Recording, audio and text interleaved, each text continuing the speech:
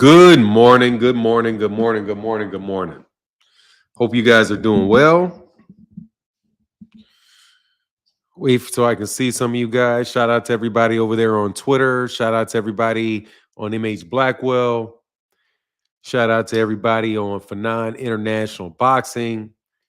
Thank you to everybody that came out this morning to chop it up with me. Jay Henderson in the building. What's up, sir? Gabe Toss.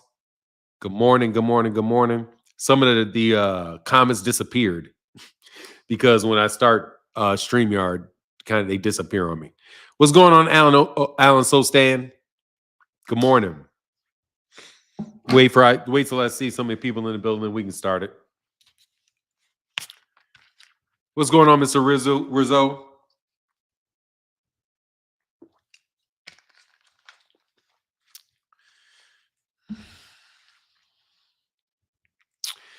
Eric H, what's going on, sir? How are you? All things. Chillo. Fanon, what's the word, my man? Well, what can I say, man? I'm just amazed, man. I'm amazed at what I found out yesterday. I'm still stunned.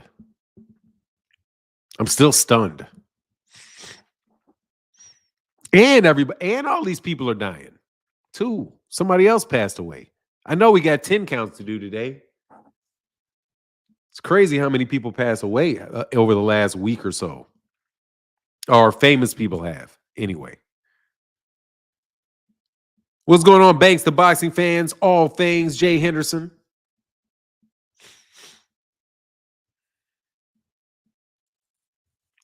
Coach Chris, what's up? Goof interview I saw yesterday. Good interview I saw yesterday on Crawford. What do you saw an interview with Terrence Crawford that was a good interview? Cool. Let me know. Where was it? I'll check it out. I definitely want to see a good. Yeah, I got you, man. I goof. Yeah, gee. Whenever somebody mistypes something, I always look on the typewriter and see if the letter that is off, what letters it's next to. Because usually you just hit it with a wrong. You just hit the wrong key. So yeah, I knew that. I figured that's what you meant. Good interview. So okay, yeah, I'll look for that. Just let me know where it is if you help me. If not, Bernie the boxer got an interview with him. Okay, all right. I'll go check out Bernie. What did he say? Is he going to be fighting Fundora? Did he say he's going to fight Fundora since they extended the date? I'll go check that out though. Easy number one. What up, man?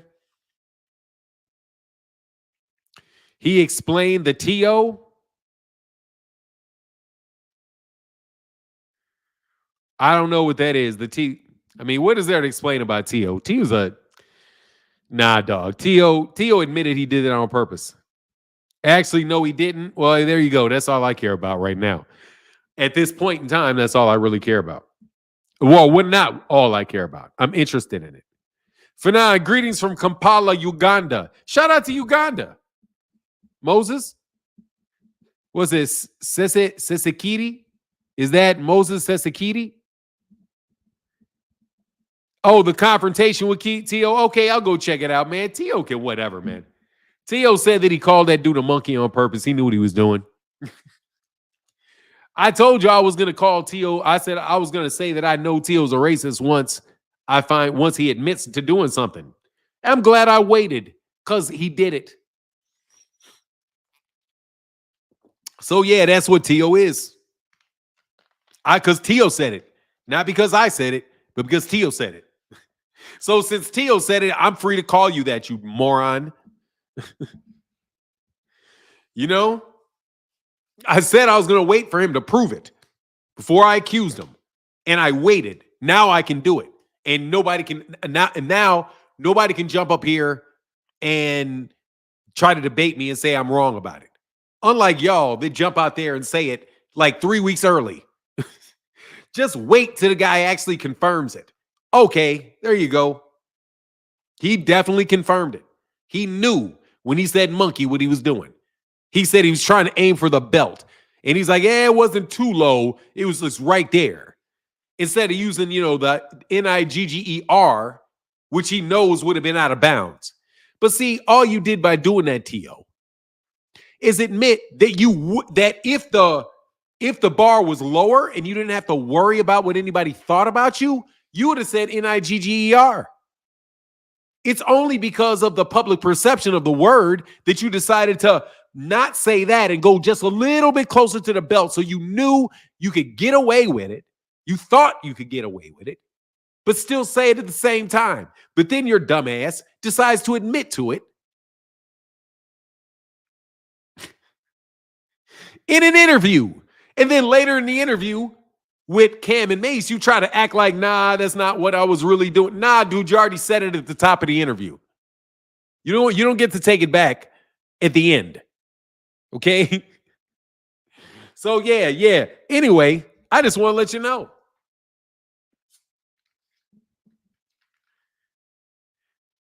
Somebody, I can't even say what that name is, man. Hey, I watched your show yesterday. I totally agree with you on the topic about tank fighting Roach. That person who said he would not watch the tank fight is an idiot. I'll watch any tank fight. Yeah, man. Well, let me tell you something. Anybody that says that they won't watch this fight, they won't pay for this fight, is somebody that won't watch any tank fight.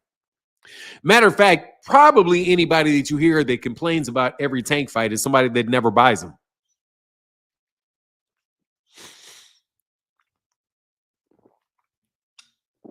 Except for maybe the Ryan fight.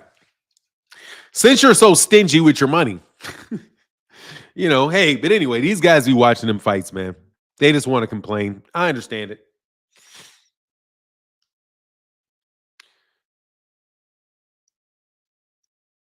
The name is Terrence. That does not say Terrence. That says Inebba. But I'll try to remember that's Terrence. I still want to know, will it be in DC? According to the reports, it's going to be in Houston.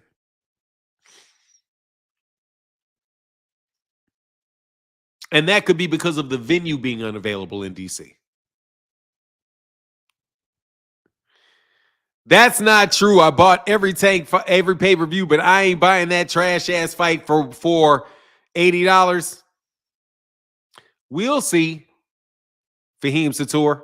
We'll see. We'll see if you buy it or not. We'll see.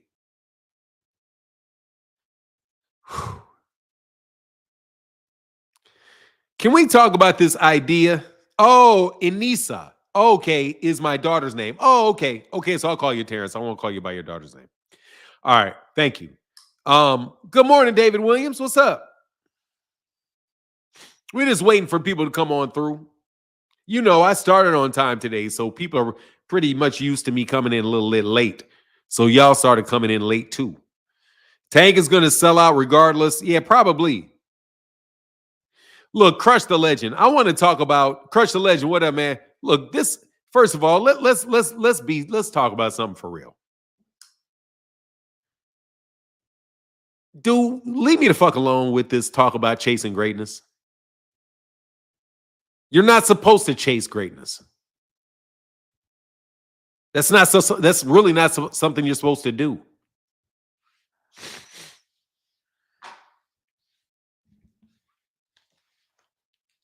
You're not supposed to chase greatness. Dumbasses. Y'all say that shit like that's something you're supposed to do. You're not supposed to do that.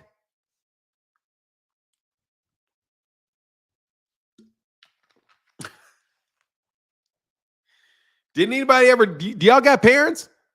You're not supposed to chase greatness.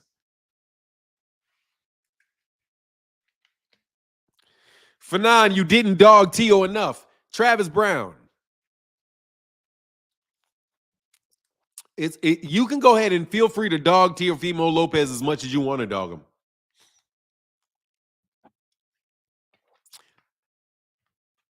Yeah, I know Crush the Legend. I know you being sarcastic. Yeah, I know. I'm just, hey, man, but I'm taking anything to run with it. Because, dude, you're not supposed to chase greatness. I don't even want to give up the answer to why you shouldn't chase greatness. But it's obvious you should never chase greatness.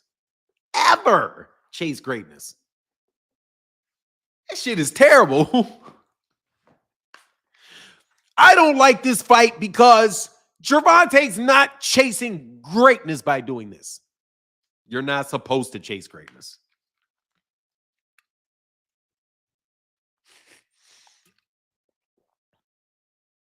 You're not. You're supposed to do the best job you can do at everything that you do, is what you're supposed to do. Greatness is a byproduct of that. If every decision you make has to be because people are going to think that it's great, you're going to be living for other people and not yourself with your decisions. Oh, that's not greatness. That's not greatness. Hey, don't do that, Tank. That's not greatness. The fuck are you talking about? Look, man, what's the Nipsey Hussle song, man? I got to get the Nipsey Hussle song. I got to get the lyrics. Hold on, man. I'm going to read these lyrics. I swear, dude. Every once in a while, these kids, rest in peace to the great Nipsey Hussle.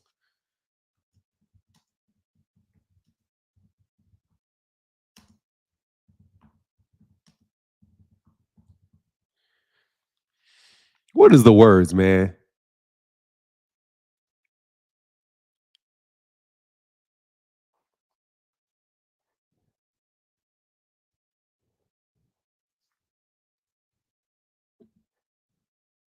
Yeah, where is it?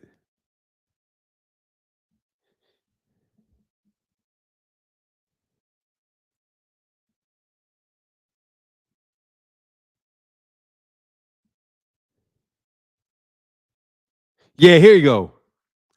Staring in the space that you staring in the space that you fishing for a phrase. Uninspired and on your mind, still it's a paper chase. First you over dedicate, then you notice that you're great. And you had been the whole time. Then it slap you in the face. And then you stack it in your safe. Got it cracking. It was fate. You the definition in IGGA of laughing to the bank. I'm a master of my fate.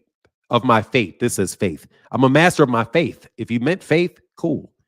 I'm a master of my fate. I thought he said fate, but this says faith. Plus, I'm the type that owns the masters to my tape. Okay, that's past. Okay, but that's the part I was always really enjoyed about this particular song is when he said that, because that's how it happens when you're good at anything. First, you over dedicate, then you notice that you're great. You recognize it. First, you are great because you over dedicate. And then what does it say? So I'm telling you, this is beautiful. I think it's beautiful. And you've been the whole time, then it slap you in the face. Then you stack it in your safe. Got it cracking. It was fate. That's greatness. That's what it's supposed to be. First, you over dedicate to a cause. Man, I'm about to get this shit. I got to get this shit taken care of. I got to get this money. I got kids. Ain't doing nothing but this all day, every day. I'm telling you, if I ain't breathing it, if I'm breathing and if my eyes is open, I'm doing it because I have to. So I over dedicate. And then you notice that you're great. God dang, man, I'm so much better than these dudes. Shit, I'm good.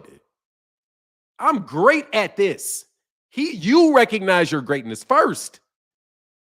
And you've been the whole time. Damn, I didn't know I've been this good the whole time. Cats are starting to realize my greatness. I'm already great.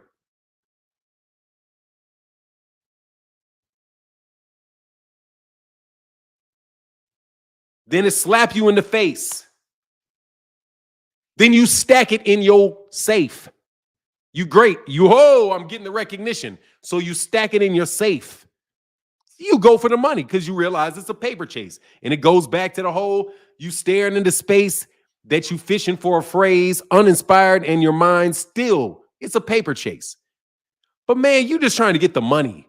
And you're trying to accomplish whatever got you so focused on your task.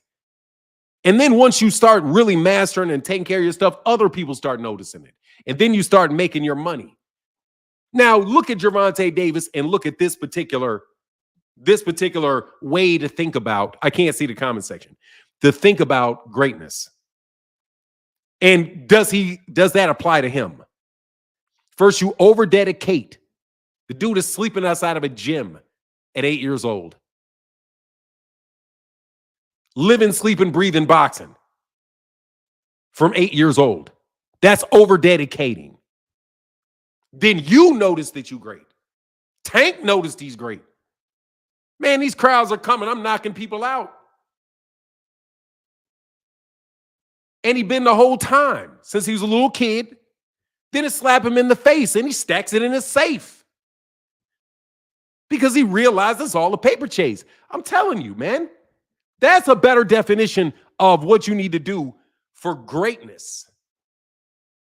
You don't chase greatness, you chase the paper and you over-dedicate. Then you notice that you're great. And you've been the whole time.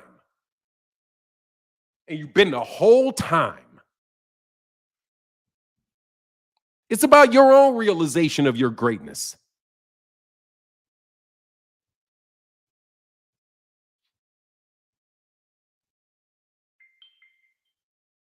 Why you got to chase greatness? Man, you better stack your paper. And guess what? You can't name me anybody that's great that hasn't done things that you don't think were great. I think it's safe to say Michael Jackson was great. Wouldn't you say Michael Jackson was great? I would. Go listen to all of Michael Jackson's albums and all the songs he sings. There's a whole bunch of them I don't like. Whole bunches of them. Bunch of songs on the Destiny album I didn't like. Songs on the ABC album I didn't like. Songs on that he did later in his career I don't like. Doesn't mean he ain't great because you didn't like what he did for one album.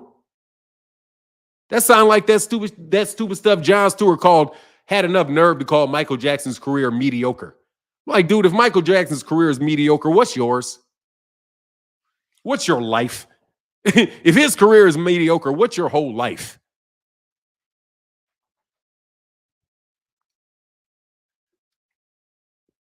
Anyway, you don't chase greatness, man. You just hustle. You hustle. And you be the best at what you do. You be the best at what you do. That's what the job is. That's what you chase. Being the best at what you do. And making sure you're focused on being the best that you can be every day. And keep your eyes focused on your goal. Not listening to YouTube channels telling you not to fight. Don't fight. Sit down, Tank. That's what you need for your legacy, to not do anything. I'm sorry, man. I really can't fuck around and listen to the logic you guys are using. Tank would be best to ignore you. He would be best to ignore you. Chasing greatness. What does that mean? I don't know anybody that chased greatness. You know what I'm saying? They got it. Michael Jackson wasn't chasing greatness at 8 years old. He's trying to keep his daddy from whooping him. And they was trying to get 9 kids out that house. Okay? And he was great the whole time. You can't tell Gervonta Davis he's not great. It's his goal, not yours. Who are you to tell somebody they're not great? Judging it based off your standards? But that's your standards. So you go fight them. You know what I'm saying? You go fight them. Man, and some of y'all don't know. Oh my God. Hey, look, man, just get off your high horse. That's all I'm saying. Y'all out there on Twitter talking about not chasing greatness. Man, who are y'all? Right now is chasing greatness? Let me know the name of the buffoon in this chat right now chasing greatness. Chasing a mirage. Chasing something completely subjective. That somebody, when you're dead, will call you great.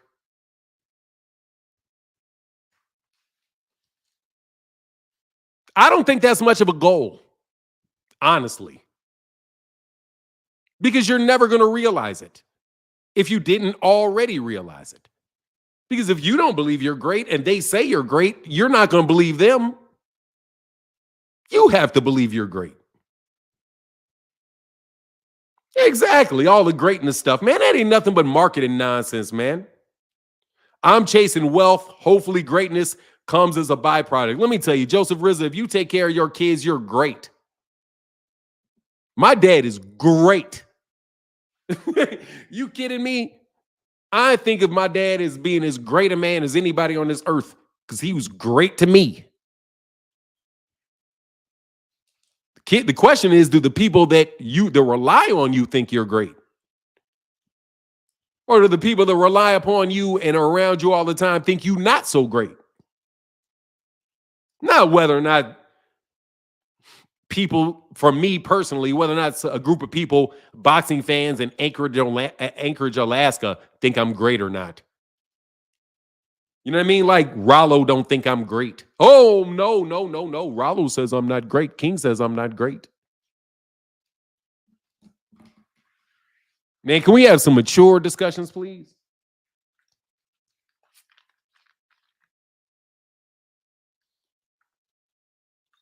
Look, man, you're going to die anyway, the bomb. I don't know why y'all just ain't trying to take care of your business. Like, what's all the extra shit necessary for? Like, think about it. Okay, I'm Gervonta, and I say I need for everybody to think I'm great. What does everybody want me to do to be great? No, bro. You be spending all day trying to figure out what everybody else wants. That shit is stupid. How about you just say, look, man, what am I trying to achieve here? I need $30 million in my bank by the end of the year. I think I can do it. Gervonta, do that. Say, hey, I think I can make $30 million this year.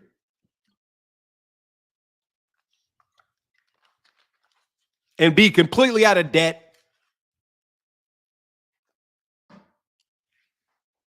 Yeah, I want to do that this year. Then do it. And you had a great year because you set a goal and you got it done. These boxing conversations are cool and all of that. But some of y'all, these people actually listening to y'all talk. Y'all, did y'all hear about this stupid shit with the net?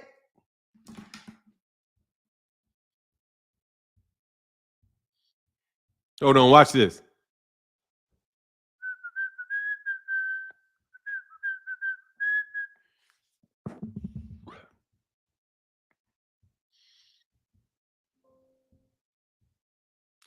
Okay. I want to show y'all something. I want y'all to read something.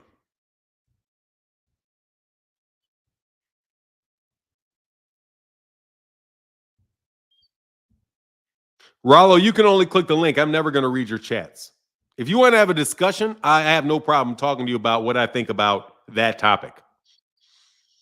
When he says he's the greatest, how do I feel about that? He didn't chase it. I don't think Ali ever said, I am trying to get everybody to believe that I'm the greatest.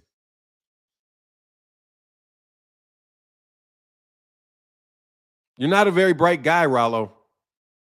I'm sorry, man. That's just unnecessary insult. I'm trying to be more mature, man. I really am. To everybody my age, all the professionals out here, dude, I'm really trying. I'm really trying to be a better man. I'm really trying not to talk bad to cats like that because I know full well what he's getting at. But still, it just sometimes, man.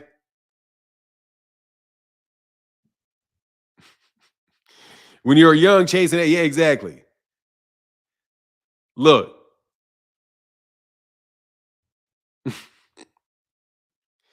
Yeah, Devin, exactly. Devin chased greatness instead of taking care of his business and got suckered.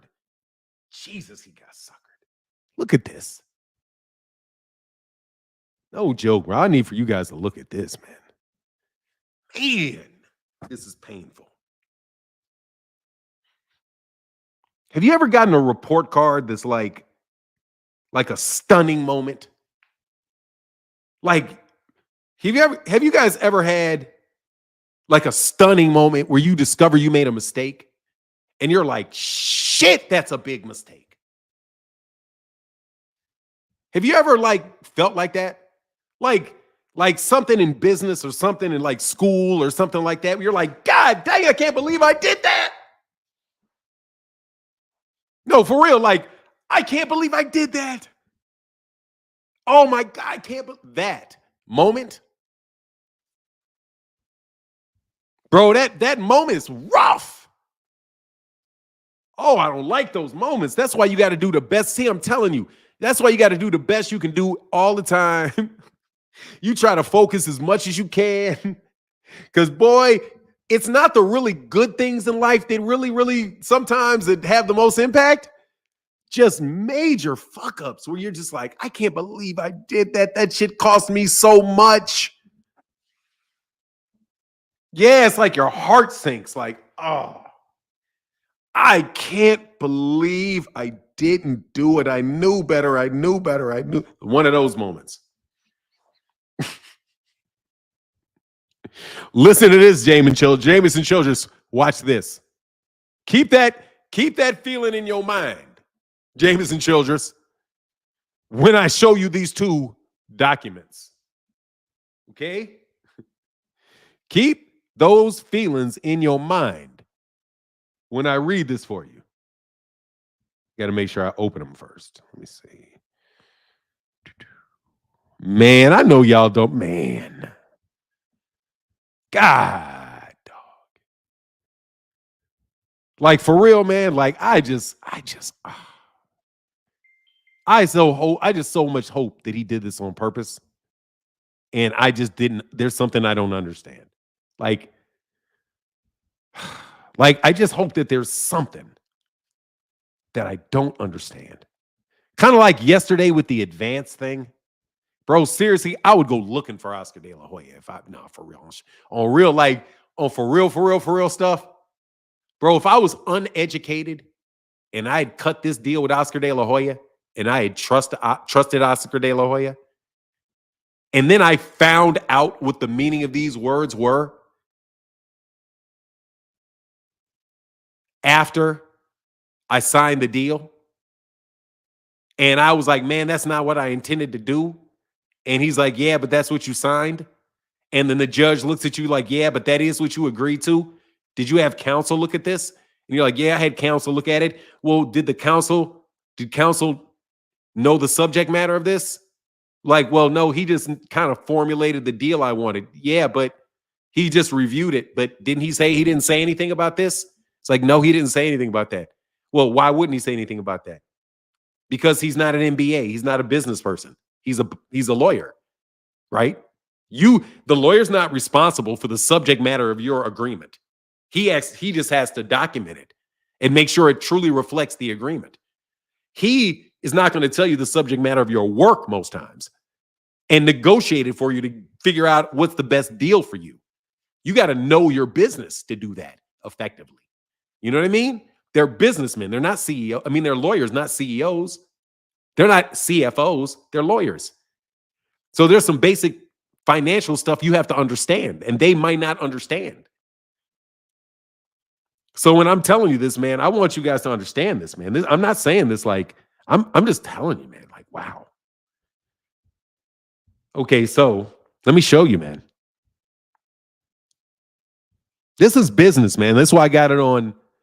This is why I got it on MH Blackwell this morning. No, I don't want a video file. Hold on. My God, man. Whew.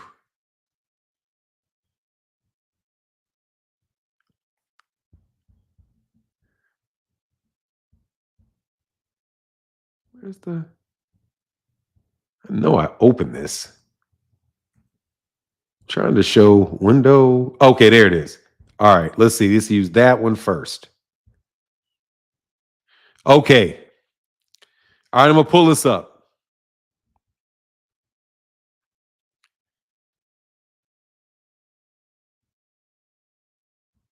Okay, is that one actually? Let me put this down, and then let me see if I can add both of these. Man, this is crazy. I feel so bad. I feel bad for Devin.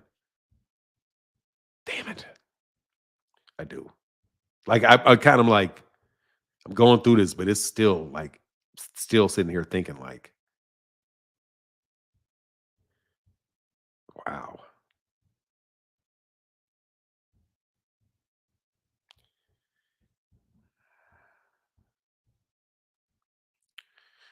Okay, I think this is it.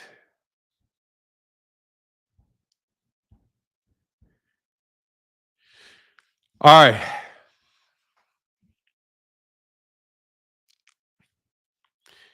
To engage in the bout, Devin Haney entered into contracts with Garcia's promoter, Golden Boy Promotions. Those contracts are annexed in Exhibit C. Collectively, they provide that Haney is to receive 47% of the net profit of the bout. I highlighted the words, this is their contract. Haney is to receive 47% of the net profit of the bout. So, you remember when Bill said that Oscar De La Hoya was sued by Gennady Golovkin? I went and looked at what Gennady Golovkin's situation was. And what happened was Bill was right. Oscar De La Hoya was sued by Gennady Golovkin, but not for not paying monies that were owed to him. They were saying that they wanted to get more money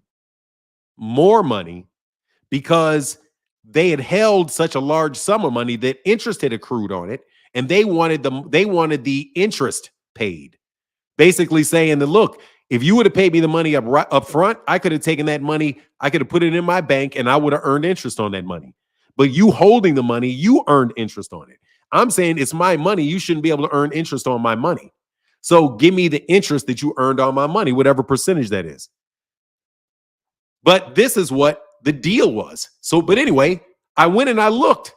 So I was like, what was the deal? I'm like, look at this.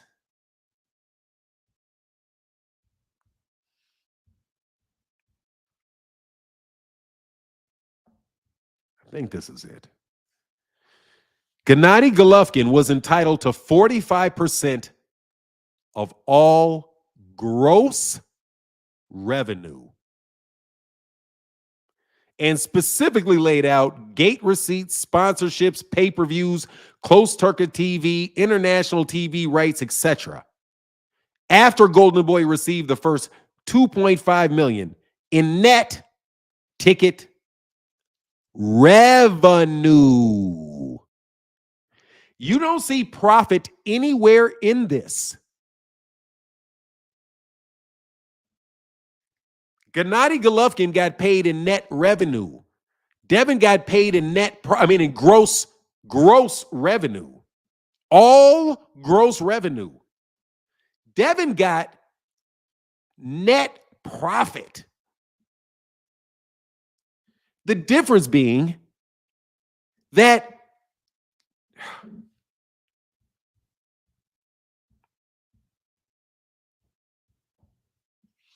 do you understand how insane that is? On top of the fact that it said that this is an advance.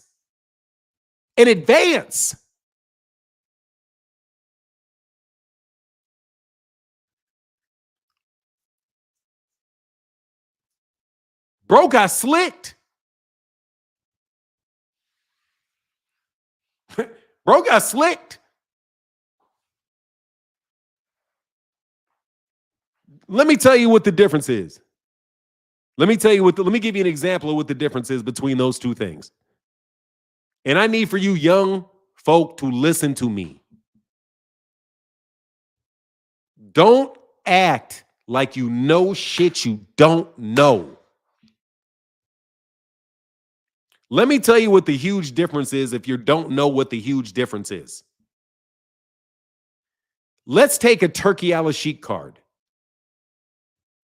Turkey Al-Sheikh's card with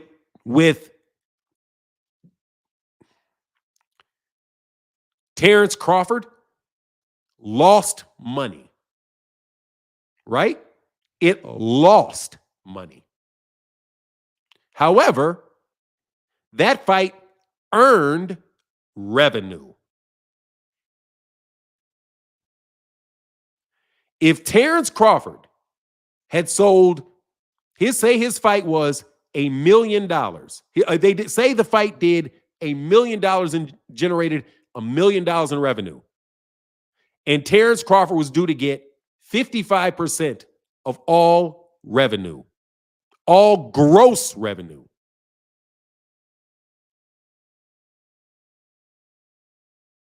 Do you know how much money he would get? He'd get $55 million. If under that same fight, with all the income and the expenses being the same thing, nothing changing, other than the words gross revenue turning into net profit. In that scenario, Terrence Crawford doesn't get paid anything because the fight lost money.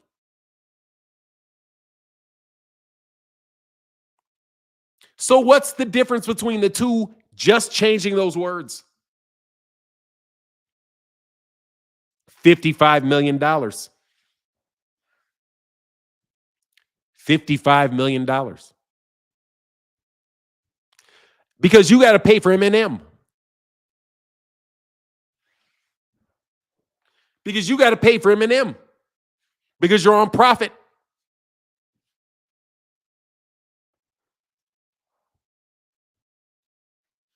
And why shouldn't you be on profit?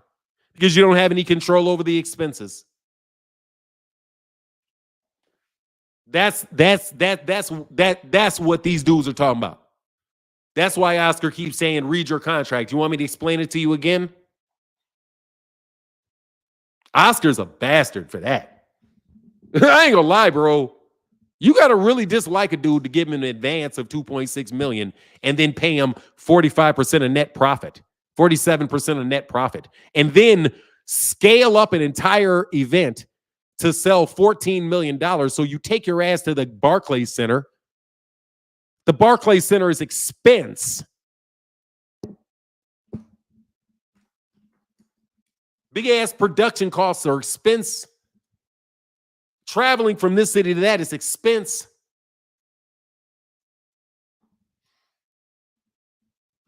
Nah, dog, give me the revenue.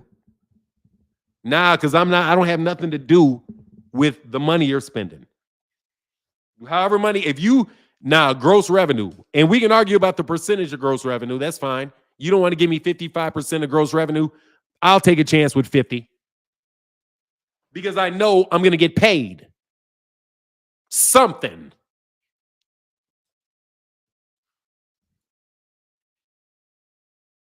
And they will do that to you, smiling at you. And all you focused on is the number, 45 or 47. I got 2 extra points. 2 extra points of what? Meanwhile, Eddie Hearn got 300,000. Due 30 days after the fight was over from Oscar. He didn't take no points. He got cash. Eddie got cash. Eddie got $300,000 cash for letting the fight go. What do you mean revenue means nothing? Revenue means a lot. What do you mean revenue doesn't mean anything? Revenue is half of everything. Dude, you never let somebody... Dude, you guys are stupid. Dude, please don't be stupid around me today. Please don't do this.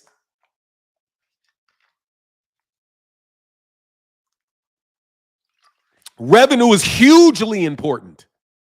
Hugely important. Do you know the difference between 10% return on investment for a $500 million deal versus a $50 deal? The revenue of 5% on $50 million or $500 is a lot. What do you mean revenue doesn't matter? You definitely should never go into business if you think revenue doesn't matter. Revenue is damn near king. Only thing beats revenue's damn near king as long as you got cost in check. You don't even need your profit margins to be high if you got all kind of volume. Have you ever heard of Walmart before? Walmart's margins are like this. Their margins are like this, but they run so much volume that they're going to make a ton of money.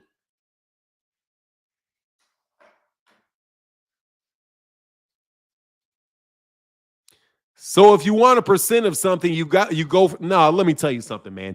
Before you get a percent of something, you got to know what the something is.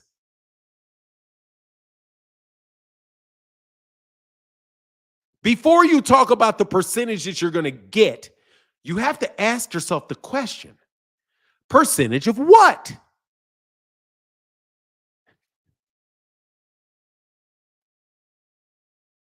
You guys think words don't matter? They matter. They matter a lot. I'm trying to tell you, these words, man, words in white people, you better watch them. You better watch your man. Okay, you guys, dog. There's no how can you it's an advance. And 45% of the net. How do you make sure that they don't take your advance? Your advance is an expense. Damn. I mean, it's so complicated the ways that they can get you when you go off profit. But that's okay. You guys are businessmen. What do I know? You guys are from the streets. I'm sure all the time in the barbershop and on the streets, or should I say the streets. Man, that was an arrogant roll of the head, wasn't it? Because I'm damn sure about to talk bad about some of y'all fake ass, not really from the street dude, but acting like you from the street dudes talking about business. I don't think y'all run around talking about cutting deals about net profit versus gross revenue. But you probably are if you're a businessman, now that I think about it. Yeah, they are, but not y'all. How in the world can you get that stuck with that? That's one of the moments where you're like, wow, why am I not getting paid? Why am I not getting paid? Because you said, because we lost money and you're getting paid out of net profit. Who read your contract? It doesn't even matter if a lawyer reads your contract because he won't catch that. He will not catch that. What you need to have somebody is a financial guy telling you that. They will be like, no, you don't want that because you don't have any control over the expenses. And it's in their interest to run their expenses up because that way they don't have to pay you. They can literally outsource everything and swell up their costs. And you can't argue about it because you don't have any control over it. So they're going to wind up on the books losing money, but while everybody around them is real happy. Remember, Turkey al-Sheikh is losing money in fights. All these other people are making money because he's losing money. So you put yourself on a profit plan in a boxing match with that many moving parts and that many line item expenses that you have no control over, they can easily be inflated. And you think the court is going to go through and try to figure out whether they paid fair market value for all of that? Y'all listen to Claymore Rain. Don't listen to me. Go listen to Claymore Rain.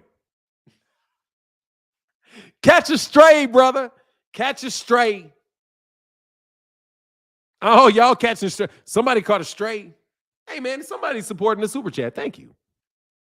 Fantasy Assassin. Oh, Fantasy Assassin says the difference between revenue and profit.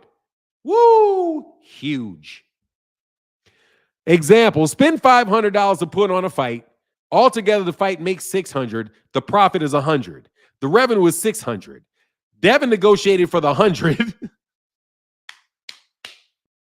Dummy. Pretty much. Oh, and it was a percentage of it. The profit is always going to be lower than the revenue.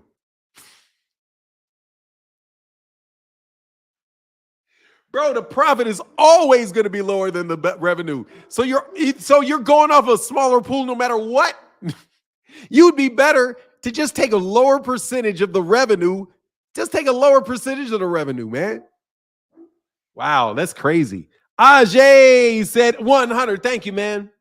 So now do you see why I'm saying that I feel kind of bad? Now you see, oh yeah, he's got 9 days. Yeah, he got an extension to see what he's gonna do. Go work that out, man. Or go to purse bid, because you know they're gonna go to purse bid.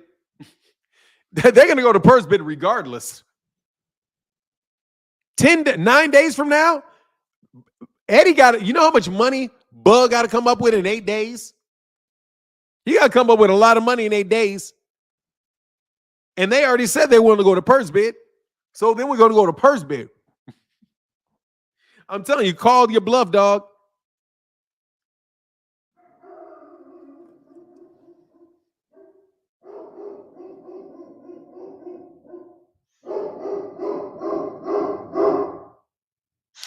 He said, very slick move to cheat the boxers. No, it's not cheating. That's not cheating.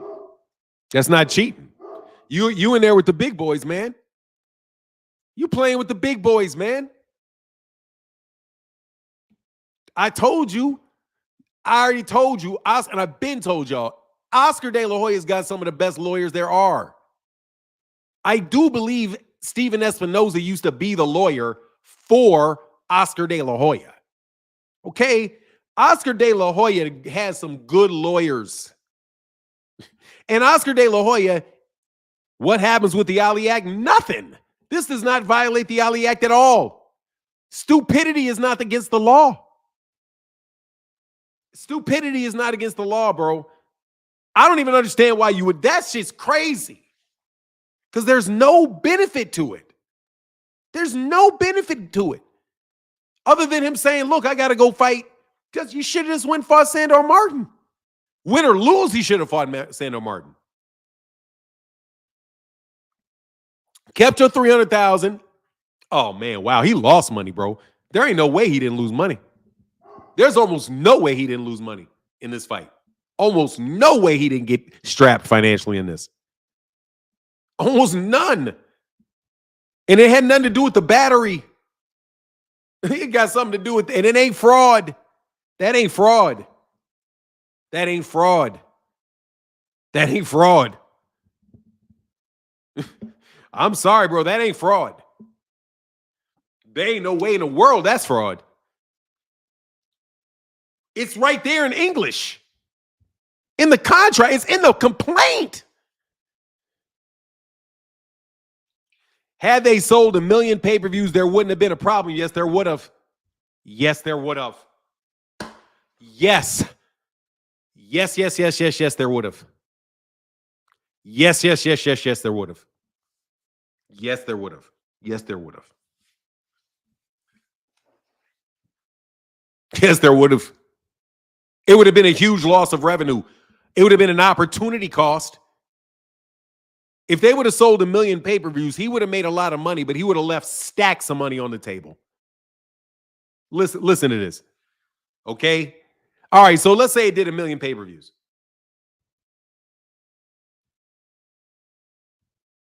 I'm going to get a calculator. I'm going to do the math. Back of the napkin math. Shout out to my guys from AM Sports Media. Back of the napkin math, okay? So let's do this. Let's do the $100 million. I did the $100 million fight. I already did it. Because Oscar already did the scenario, bro. Because look,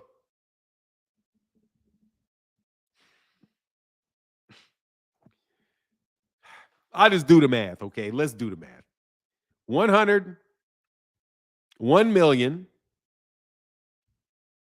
pay-per-views times $80 obviously equals $80 million.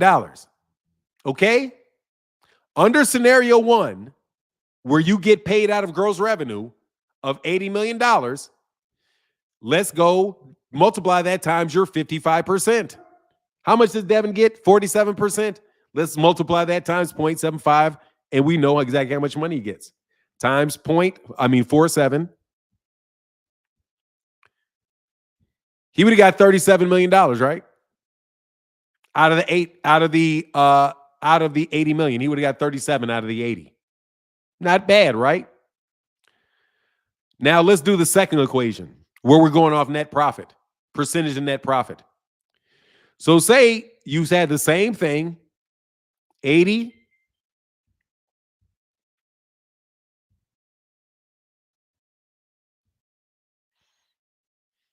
$80 million. But now we got to put in the cost. So we have to subtract. So let's say it cost them $40 million to put on the event. Okay? Let's say it's $40 million. $40 million.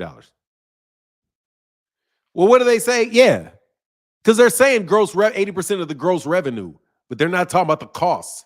So let's just use the same thing. So 80 times, and let's say there's $4 million in cost. Let's just say there's $10 million in cost. So you still make a lot of money, right? So you got $70 million. Minus $10 million in cost. Let's just say it is $10 million in cost. That's $70 million. Now you multiply that times 0.75, times 0.47.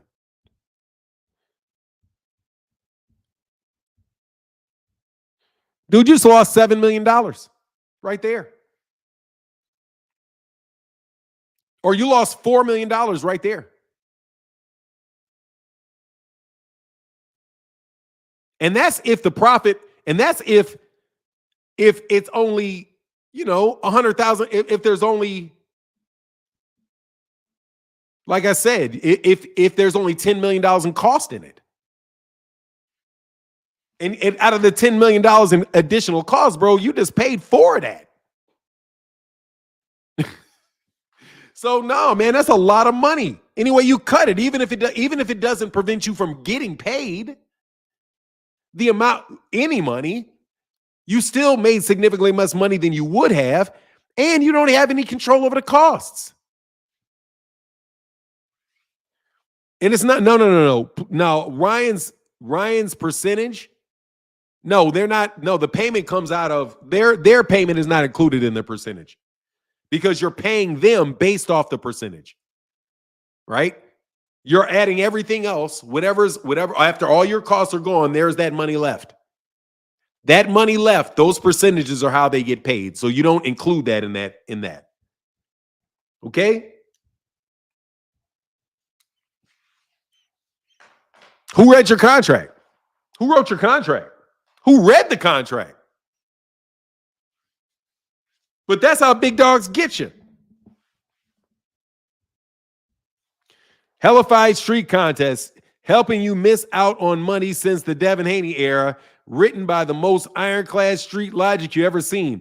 On the real, you could tell me that Devin was not in a position to negotiate it. But that's not true. He could have just went on ahead and fought Sandor Martin. Stay with Eddie. And dude, Eddie got $300,000 in cash out of this. $300,000 in cash in order for, after that miss weigh-in, $300,000 went to Eddie. Oh, Devin got 2 points of net profit and $600,000 additional advance. You trying to tell me they don't see the Negro in the room? All right, now I'm going to get on Enrique mad. You trying to tell me they didn't see the dumb Negro in the room?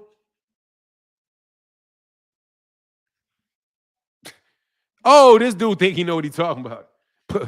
Put net, get his clown. Yeah, give him his percentage, but put net profit in there. Yeah, change that revenue shit now. Change that to net profit. He'll never catch that shit. He out here.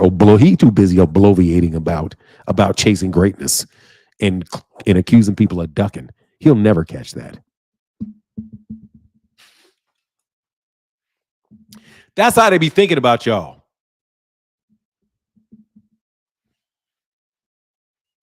Y'all still hate? You still hate me?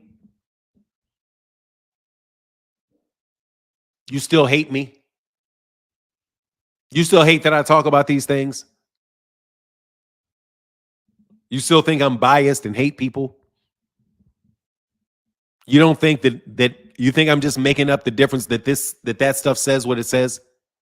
That it says in the contract that has been revealed by the lawsuit Devin filed himself that he was paid in net profit and Gennady Golovkin was paid in 45% of gross revenue. And do you think I'm making up the difference between those two and the effects on the money that you will receive?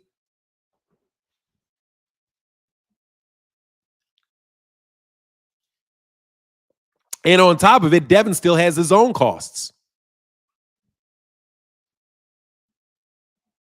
Why are you taking Oscar De La Hoya's cost into consideration for your paycheck when Oscar's not taking your cost into consideration for his? Huh? Think about it that way. Hey, Oscar, why am I getting paid out of net profit? I don't have any control. I don't care how much money you make. I don't care how much what your profit is. Anymore, you care about how much I pay my coaches. You're giving me a fee. You're not concerned about all that stuff with me. So why am I concerned about your costs? Nah, dog, revenue. And you fix your costs and you work to where you feel like you can make money by managing your own damn expenses. I'm not managing. No, you're not putting me on. You're not going to charge me for you managing your expenses. But you don't know that if you don't know how to read a contract. Not even read a contract. But y'all know everything. Oh, Fanon's just a hater. He's just an old man. You just hate on the young boys. You just a bald OG who don't know nothing. Because the young boys, we got a whole different stilo. We got a whole style. We got a whole new financial system working in the world right now. Where profit doesn't, where the difference between profit and net revenue and gross revenue doesn't matter. Because this is man, when were you born, man? You was born in the 60s, man. What do you know? Boy, you young boys out there being businessmen. I'm a moguling, you know that. Moguling, I know that. Ain't that how they sing it? We moguls and you know that. Nah, dog. You's a sucker and I know it. You got somebody believing you first person to gas your ass up and tell you smart enough to make gigantic decisions. You believe it for your ego. Man, let me tell you something, man. This is disgusting. Did Oscar De La Hoya would do this?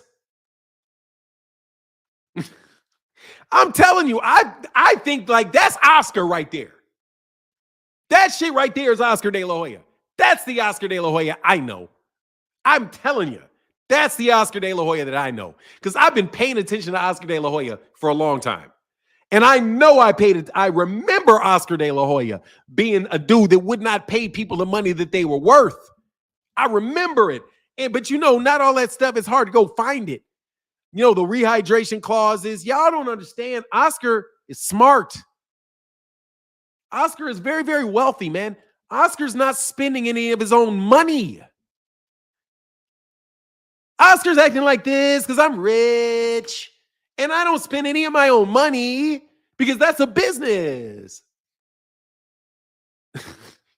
I'm an expense that Devin's paying for.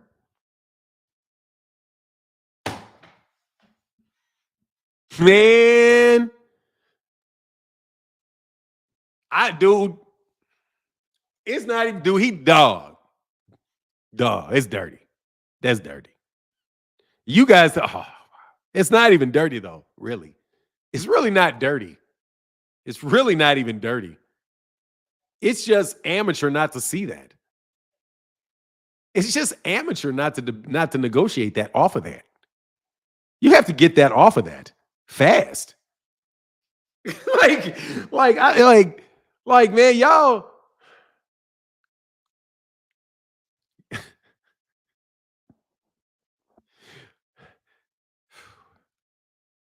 Man, I'm telling you, I got a lot of sweat for telling these people these guys don't know what the fuck they're doing. I'm sorry for the cussing. But I'm telling you, if you understood how much pressure really that I get for telling people stuff like this, they believe the game is to be sold, not told. This is the stuff that they get you that I would get you on, bro. That's what I would do to you. If you piss me off, that's what I'm telling you, man. Sometimes people that cuss you out are doing you a favor. Sometimes the people that are cussing you out are doing you a favor because they're telling you the truth, the unfortunate truth. And I'm going to tell you a very unfortunate truth. This is my opinion. Anybody that would negotiate for net profit over gross revenue that didn't see that,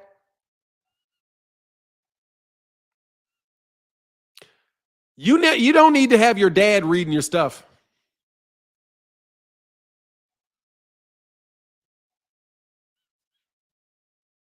Or cutting a deal. That's too big a boo-boo, man. That's just too big a mess up. I'm sorry. That's just.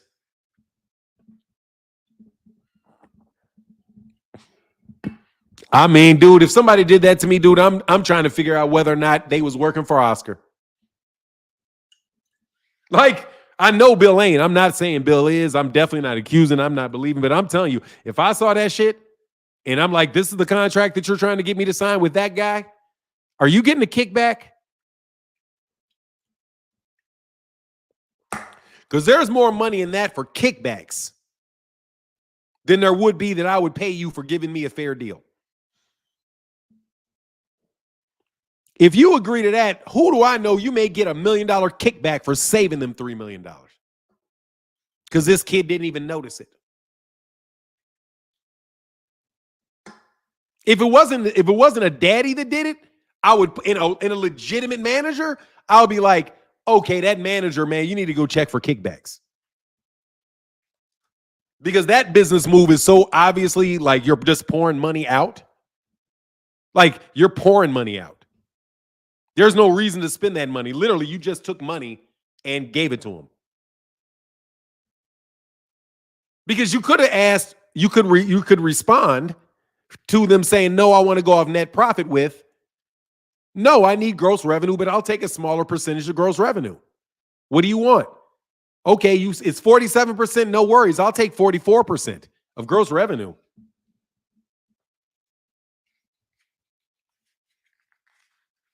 Nah, how about 40? Whatever we do, as long as we get off net profit. Because I can't control what you spend. You understand that, don't you, Oscar? Do you want me to have to approve everything you spend before you do it? I don't think we'll ever have an event. But you're not going to be spending anything if I don't approve it, if I'm paid off net profit. But if you get me off gross revenue, then it's up to you what you spend.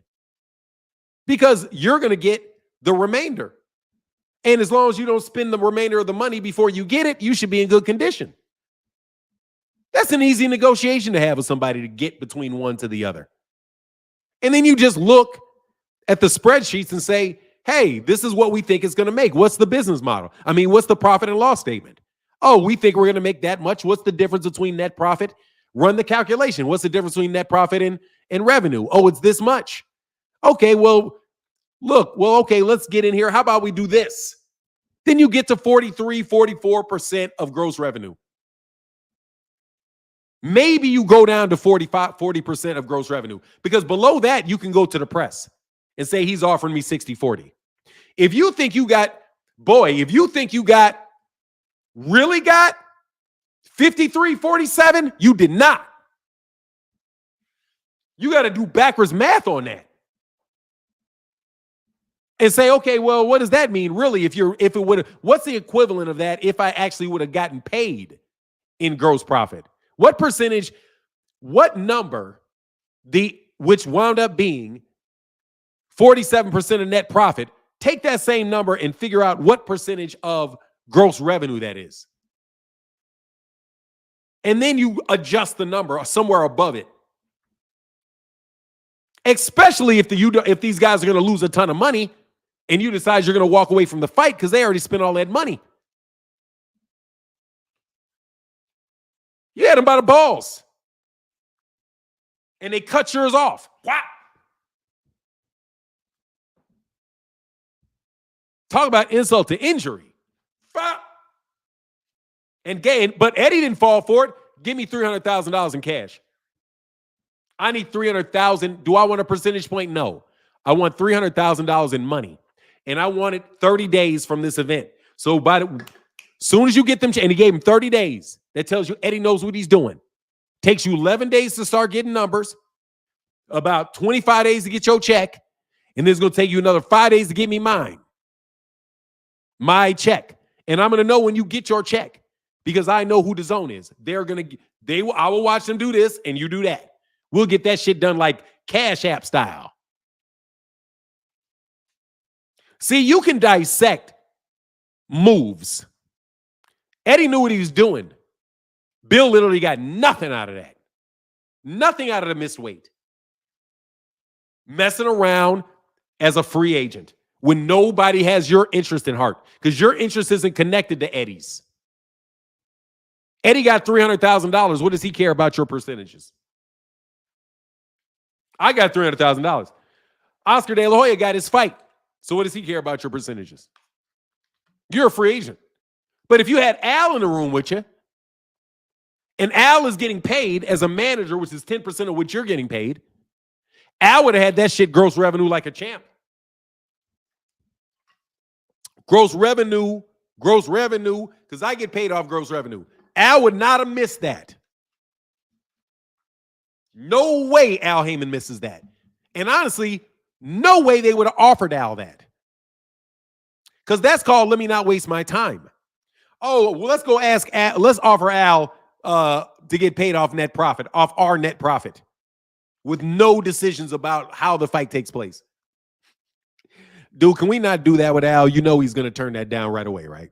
Yeah, I know it. So let's let's not even act like that. But some Bama, a Bama though, bro, y'all don't understand. That's what they call them in the South. They call y'all Bamas. Y'all some Bamas. Oh no, that's DC, ain't it? Bama, that nigga Bama. Intellectually, you're a Bama. Does anybody know what a Bama is? If somebody said intellectually, you're a Bama. Yeah, I know y'all don't like me, man.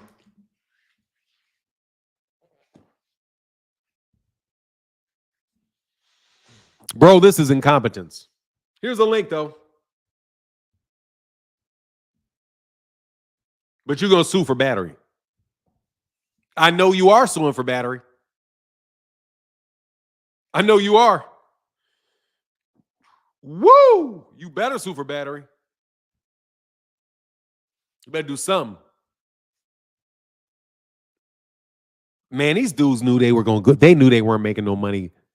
Oh, wow.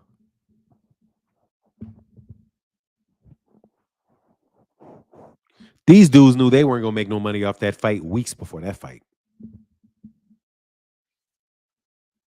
Oh, they knew. They knew. They knew they weren't gonna make no money. Disrespecting Tank, bro. You ain't Tank, bro. Y'all ain't Tank. Man, y'all ain't Canelo. Anybody want to debate me? Any prominent YouTubers want to debate me so I can, make my name off your back? Anybody want to volunteer for a suicide argument? There's the link right there.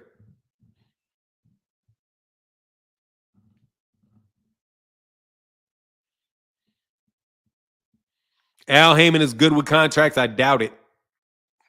I doubt very much that Al Heyman is good with contracts. No, it has nothing to do with Alabama. Bama? Hell yeah, Bama has something to do with Alabama. You calling you dumb country. You talking about Bama ain't got nothing to do with Alabama. Man, Bama. Bama is Alabama. That's a Bama. That's a country dude. It's a country dude who came up from Alabama, up north. It's a Bama. Country backwards dude, Bama. How you always trying to tell me what I've been in America a long time. I know what a Bama is. I know what a Bama is. Hey, Hellified Street Contact. Yeah, dog. Don't miss out. Here's that link, though. I don't think I actually ever put a link in here. Yeah, there you go. Man, I don't ever want to talk to Bill again.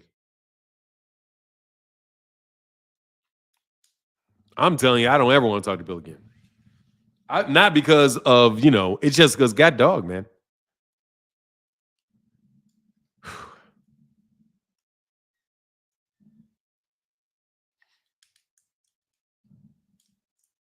Hey, Phenomenal Show said, I like the videos on Twitter, Noop. They get a lot of tracks. And yeah, I'm going to put them on there.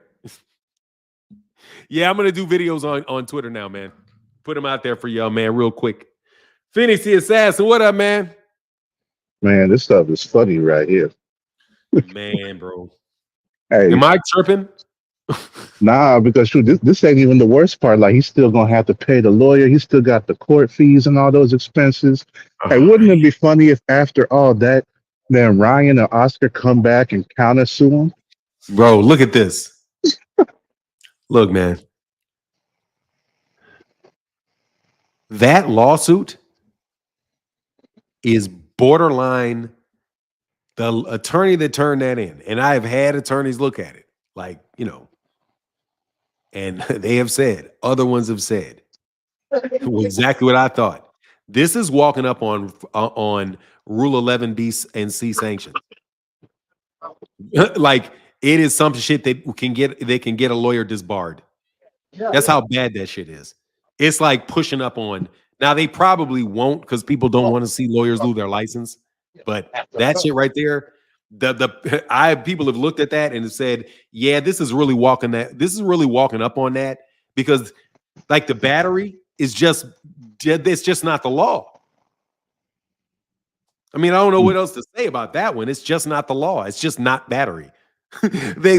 People looking at it on its face like you're not even stating a claim because you're not saying that this resulted in harm to you. You're just saying that he cheated and you don't like it.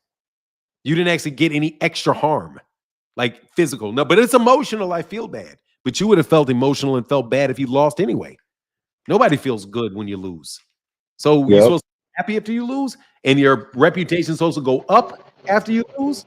No, you took the chance, but I'm not big on that whole argument, man. But I'm regret even that we've ever started getting conversations about business, because I feel like this particular thing is it's just so bad. I mean, it's just such a bad oversight Like, I would fire somebody for this for sure. And I don't fire people. Like, I've employed people, but that shit is so negligent that I would definitely fire somebody for that. Because it's going to make me think, what else have you missed?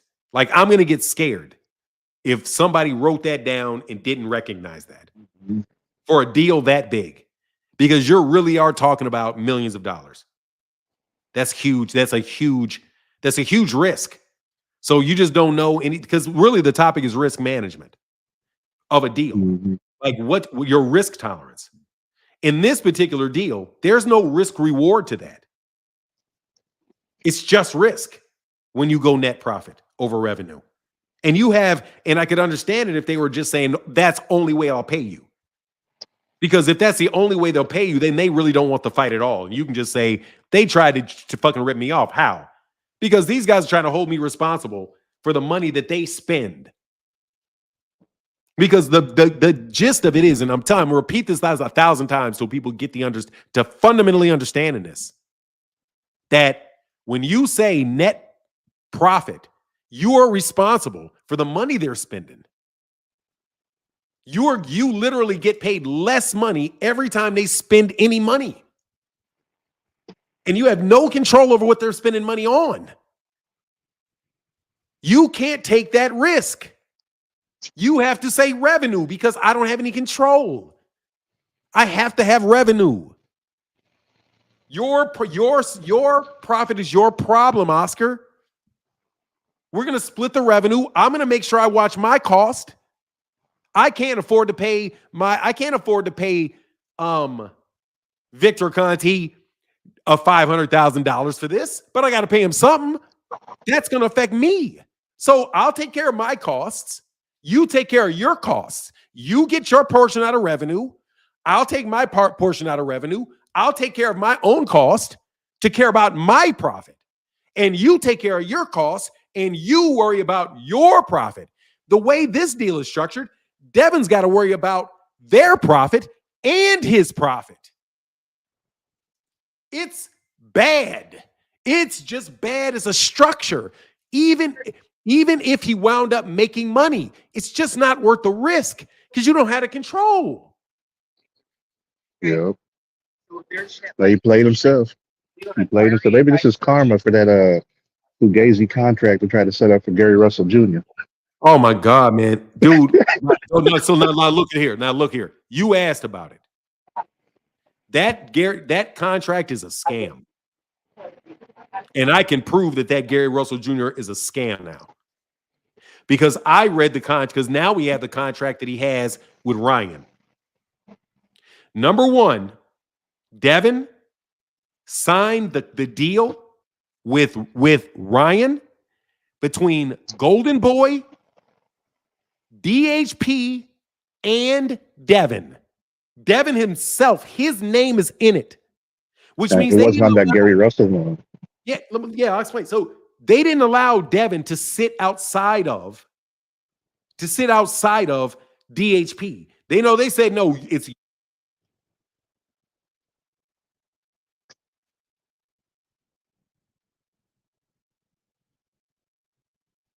I think your mic went out. Can you hear me now? Yeah. How long was I going? Just about 5 seconds. Okay. So basically, here's the deal. Devin,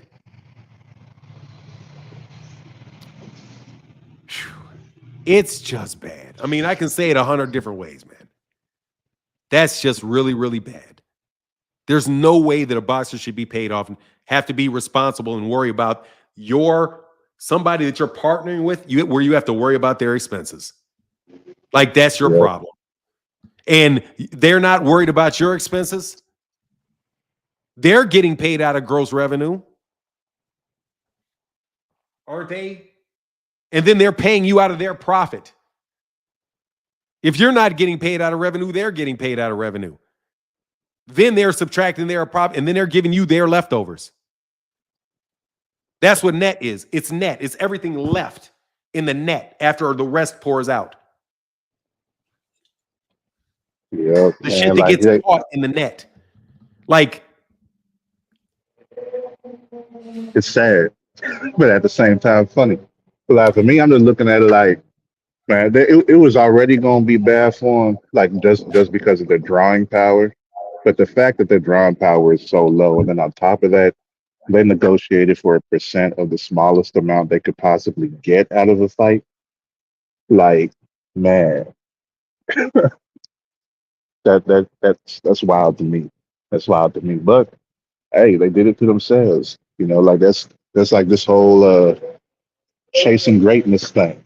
That lets you know Tank is greatness, and Devin is chasing Tank. He's trying to emulate him in every way. And look what it did for him.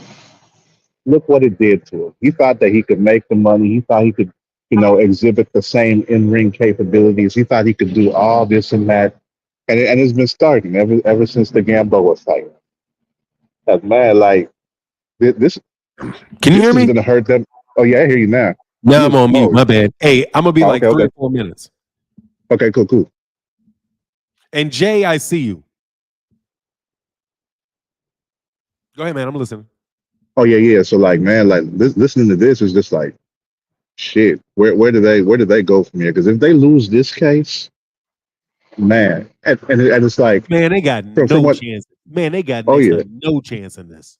I know that's what I'm saying. Like from what you saying, it's like a 99% certainty. Like yo, they not getting nothing out. If anything, they probably get $20 and a fruit snack. Once everything's all said and done, out the court. So like they gonna spend more, depending on how long this drag out. They gonna spend more money on this than they probably got for the fight. Like, and that's if nobody has the sense to tell them, hey, y'all can't fight this. Like, part of me like just for like a mercy blow, like a coup de grace, kind of hoping that the judge look at it and say like, nah, we ain't even gonna look at this. We just gonna throw the case out because it ain't even worth going into. But at the same time, it's like maybe if they go out through this, see it all the way through the end and lose, they're probably going to do something to help change their mentality about the way they approach things going forward. Because sometimes that's what it takes for people to learn from their mistakes. They gotta have something that hits them so hard, like or in the right place, where it's like, you know what, I really don't want to keep doing this shit with my life anymore. Let me go ahead and see where I went wrong for real. Because I got, you heard that Andre Ward interview, like Devin's still saying he did everything right. You if getting whooped like that wasn't enough for you to say like, hey, maybe I need to rethink things, and then complaining on Twitter about Oscar not paying you when, and then now we see, oh, you didn't even really negotiate, anything for yourself at all. And then just from the stuff we've heard from Oscar and Eddie surrounding the issue, and then this now, being out there in the public, it's like, man, if this ain't enough for them to go ahead and start reevaluating the way that they want to handle things, and I don't know what's going to be, because this this not going to make them more marketable. This ain't going to help them, get any big fights. On top of that, like the fact that he didn't even want to take that Sandor Martin fight because it went to purse bid. Like when you a champion and your stuff going to purse bid, that lets you know that you're not a draw, because that means everybody's like, nah, we really don't want to pay for this, but the fight got to happen. Who wants to go ahead and take one for the team and put some money out for this. That's basically what it is whenever it's coming to a purse bid. And then the fact that he gave the belt up, like, he don't really got anything he can use as leverage or appeal, like to be a headliner on the card, like unless somebody want to take a chance on him and put him on one of them turkey cards, for a $15 pay-per-view, like they was about to do with Shakur and Cordina.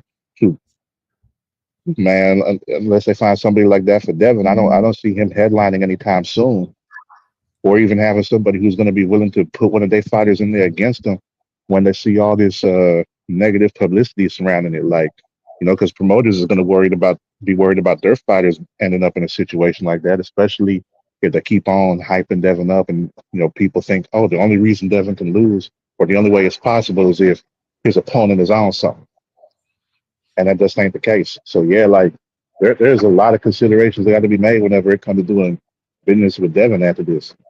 So yeah, I'm hoping they get right, but if not, hmm, oh well. It's tough. All right, man. Well, appreciate you, Phoenix. All right, for sure, man. You take it easy. All right, man. You as well. Jay, how can I help you? Hey, what's up, man? When you say Devin needs to fire somebody, do you mean his lawyer or he needs to fire Bill? Like, who negotiated his contract? I'm not sure. Like, does he have like an agent or does Bill do everything? Okay, well, let me tell you what I said. Let me tell you what I meant.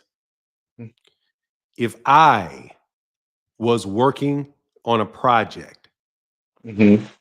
me, if I, me, was on a project where we needed to negotiate a deal like this, and I didn't see the deal until it was executed. Executing means it's signed. I trusted somebody to enter into this deal. Okay? Mm. And they agreed, and this is the job. Somebody's going to go and we're going to partner. We're going to partner on an event. In the event, the revenue is going to be the ticket sales and the liquor sales. I want to, and they agreed to get paid out of net profit. Net profit for the event. Right? Say it's an act, and they agree to pay net profit for the event instead of gross revenue for the event. I would say, I want to fire that guy because he clearly doesn't understand why you would not get net profit, why you want gross revenue. That is an oversight that's unacceptable because it demonstrates a lack of understanding and sophistication and appreciation of financial principles. So, do you understand why I would fire somebody for doing that? Why I would fire but I'm you? trying to figure. No, you figure Yeah, out. You understand? I I'm not understand done. completely. I'm not done. You don't understand what I've said because I haven't got my sentence out. Okay. Do you understand why I would fire you if you executed an agreement like that for me? Yes. There you go. So that's why I said somebody need to be fired. But I'm just trying to figure out who's the somebody in this. Like, I get that your reasons You for don't have to firing go them. to I the think you're like, somebody. You don't have to go to the somebody because I don't know who the somebody is. All I okay. know is that it's on a piece of paper. Would you like to see where it says it? Did See, Devin I'm sign going to it? show you something. Watch. I'm going to show you something, right? Watch this. Mm-hmm. This is all I need to see. For me, somebody else, you can do something else. Me, we got problems if I see this. Okay? I gotta actually open it. My other question is, did Devin sign this, or did someone Yep. sign on his behalf? Devin signed it. So It's on Devin Devin's. also need, yeah, but Devin Devin. needs to fire himself then because he didn't Devin, read the contract. excuse me, sir. I'm gonna get to the point because I'll explain Devin's job and my job. Mm-hmm. Okay.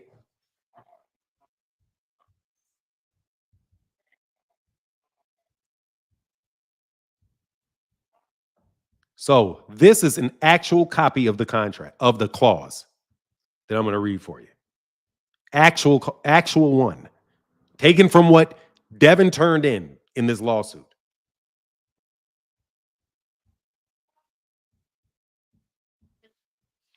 In yellow, it says Haney is to receive 47% of net profit of the bout. Mm. Okay, right there. I'm like, dude, what is going on here? Right there. And let me explain to you. Let me show you why. Because you may have missed it. It's because of what Gennady Golovkin had. Well, not just because of what Gennady Golovkin had. It's just showing you that what Gennady Golovkin did that you're supposed to have. Golovkin is entitled to 45% of all gross revenue.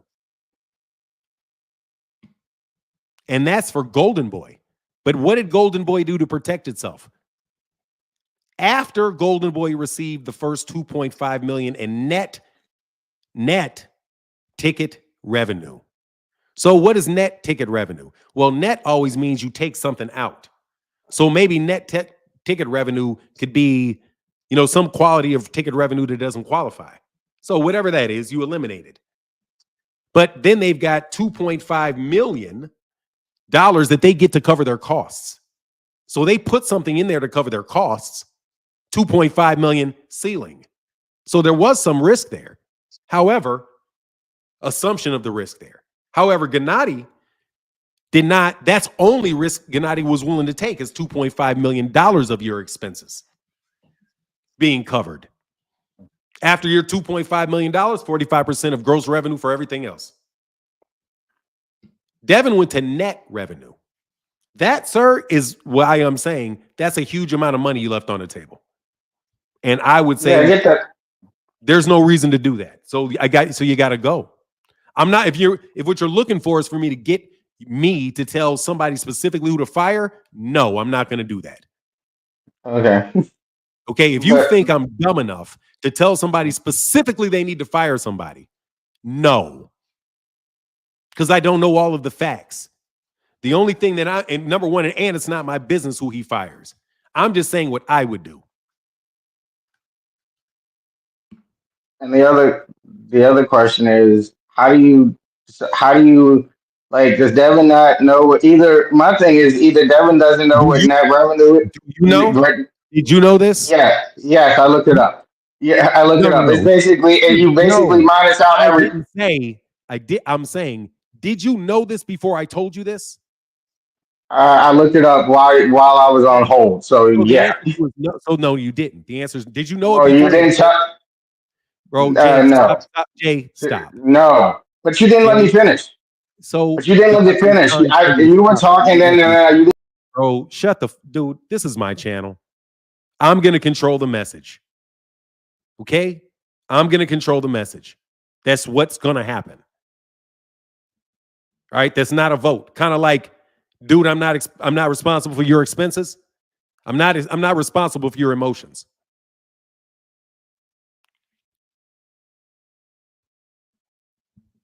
Go ahead. You don't have to be responsible for my emotions. I don't really care that you're not responsible for my emotions. Get to the point, please. Why does Devin sign the contract? Does he not know what net revenue is, or did he not read it? I think that's a question for Devin, isn't it? I mean, okay. Do you really expect me to have the answer to that? No, you don't. Got to be one of them. Well, anyway, since I don't want to be funky with you, I won't be funky with you. I will just tell you that you have to ask Devin that question. Okay, and the other question is, how does Tank not want to chase greatness? And like the title of your video, you should never chase greatness. Why is he not chasing? Why do you think he's not chasing greatness? Like, what makes you believe that? You should never, because first of all, greatness isn't something really. See, that's a nice catchphrase. That's a nice phrase, but it doesn't mean anything. Chasing greatness. That's a phrase, but it doesn't have any meaning. I always thought it did have meaning. No, that phrase doesn't have any meaning. I always thought it just meant you were. I always thought it meant you were trying to chase down like the very best, like the greatest boxers of your time and fight them. Like, you know, like the dudes from the 70s did, Tommy Hearns and, you know, the other three dudes or whatever. The 80s. Sure, let me give you an example. I'll talk about Tommy Hearns, okay? Yeah, that's the 80s, but let me use Tommy Hearns as an example. I don't think Tommy Hearns chased greatness. Tommy Hearns is from a poor neighborhood in Michigan, and he fought as a professional fighter to make money. So he was very good. So he kept training to get better and better at boxing. And then he wound up excelling as an amateur because he kept getting better. He didn't try to be great. He just tried to be the best he could. And other people looked at him and then considered it great. He's not chasing greatness. He's just doing the best he can every day. So that's what you do every day in life. Catchphrases and little fluffy terms like chase greatness, that's all fine and dandy for the headlines. But in real life, it doesn't mean anything because everybody has responsibilities and things they have to do every day. Gervonta Davis has a contract with Amazon for a certain number of fights that he has to satisfy. So it's chasing this mythical greatness isn't necessarily what he's legally obligated to do. He's obligated to give those guys a fight. So he's got to get one. So he says, I'm not going to be inactive. I'm going to fight the best available guy that I think I can fight. Because that's what he has to do to satisfy his actual requirements on planet Earth, not in the ethereal realm of people's opinions in cyber fantasy. Okay. So that's what you meant. I just didn't know what the headline meant. All right. Yeah, it's bullshit. See, because we always try to make people feel guilty from fluffy bullshit phrases. They don't mean anything. There's no meaning to chase greatness. Because you're not supposed to chase that. You're supposed to believe in yourself. All greatness comes from God, in my opinion. So everything that you consider to be great is a reflection of God. To God glows the glory. You're not even supposed to look for yourself to be considered great. You're supposed to consider yourself to be productive and constructive human being for your family and for your society, not to be better and above everyone. So no, I don't like the idea of chasing greatness, period. That's what people consider you to be once they have respect and admiration and reverence for your life. That's what people are referring to as quote unquote greatness. But what it really is respect. It's respect from a lifetime of accomplishments, not one thing. Not, oh, you graduated from high school, you're great from everyone ever. No. Or you didn't do that, you're bad forever. Okay? So it's just real world stuff, bro. Mm-hmm. All right? All right. All right, man. All right. Have a great day, bro. All right. Thank you. Peace. Yes, sir.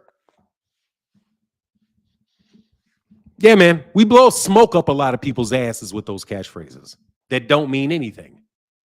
If you ask people that said chase greatness, the only thing that they can give you is what's not great and what they considered that other people did that they consider to be great.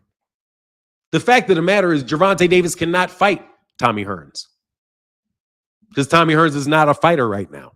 It's not an option for him to do what Sugar Ray Leonard did because this is not then. This is now. He has to fight the people that are in front of him that will fight him. And you guilt tripping him over, again, some feeling of greatness that, again, you're not supposed to be chasing.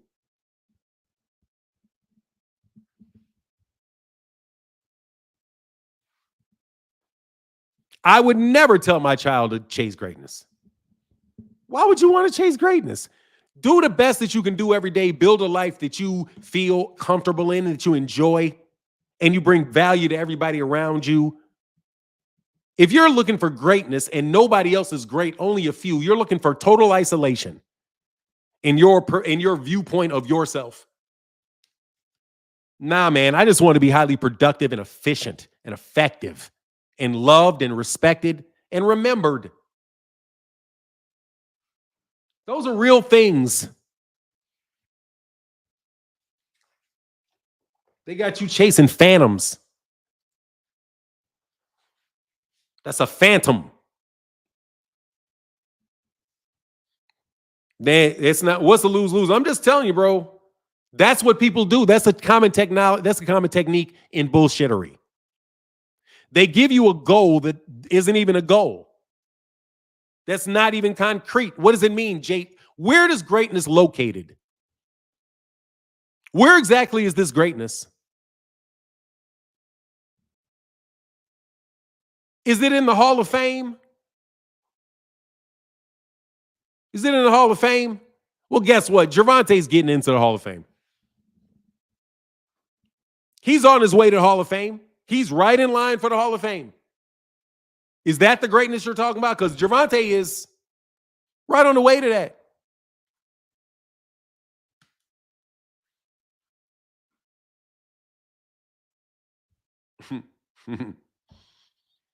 Anyway, we know. We know why you don't like it. I know why you don't like it. Hey, L Music, thank you, bro. I appreciate that, man. Thank you so much, man. And Glove said, Tough Glove said, thank you for the breaking this down. I learned something today. Have to pass this on. Many are unaware of revenue versus profit difference. Sheesh. Big L. Thank you. Hey, you know what's big? Tough Boxing Glove. It's great that you admitted it, too. Because guess what? This is not common knowledge. This is not common sense. One trick people like to do is what this last guy tried to do. They try to listen to what you say enough where they can repeat it and act like, okay, yeah, that's obvious, because they feel like they can, because they repeated a little bit of it, and then move on to a point that is completely in contrast to what you just said. Therefore, clearly demonstrating they didn't understand the point to begin with. And if you look at that same framework, I'm telling you, there's a lot of YouTube channels you will stop listening to. Hey, my bad. No, I think I got it. Ooh, I did. Jameson Childress said, I know some folks saw Devin suing for battery and thought, Duracell. You got that right, because he must got a battery in his back for that bullshit. Phenomenal Show said, free game. Y'all better take it all in, man. It is free game I'm giving you. If you did this for like over, I don't know, say $1,000, it's not that big a deal. If you're talking like $1,000, the difference between like $1,000 and $1,100, because you're not really looking at the difference between the two. You know what I mean? Bro, the only time I ever took a net profit deal is when I had no choice. And matter of fact, the last time somebody offered me a net profit deal at a job I had as a bonus, I told him I'm not going to sign the bonus plan. I would rather you not, and he wouldn't move. So I was like, look, man, since you know full well that I have no control over what you're trying to make me pay for, bro, you can keep your entire bonus plan. I don't even care. I'm not working for your bonus plan, because all you're telling me is that I'm not going to get a bonus. You're just trying to be fancy about it and encourage me. I'm telling you, these people think they're smart with these numbers. Numbers are a language. So the idea that people won't lie with numbers, they'll let you not understand, though, and sign that piece of paper with a smile like you smart. Mayate. BJ Brown.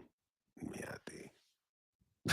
Because that's exactly what he's thinking. That's exactly what they're looking like. Yeah. Right underneath their voice. LL Music in the building. What up, man? How you say Spanish for dumbass?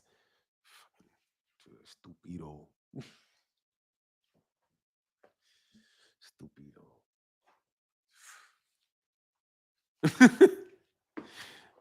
Anyway, man, y'all are wild. Y'all funny. Anyway, that's funny. Pendejo, yeah, something, man. Something, man. Why they hate Tank so much? Because, man, they all think they're really smart, man. Say basically, man, we have an ego problem.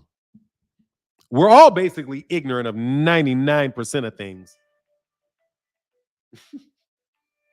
But we never want to admit that we're ignorant of them, so we won't just fess up. Right?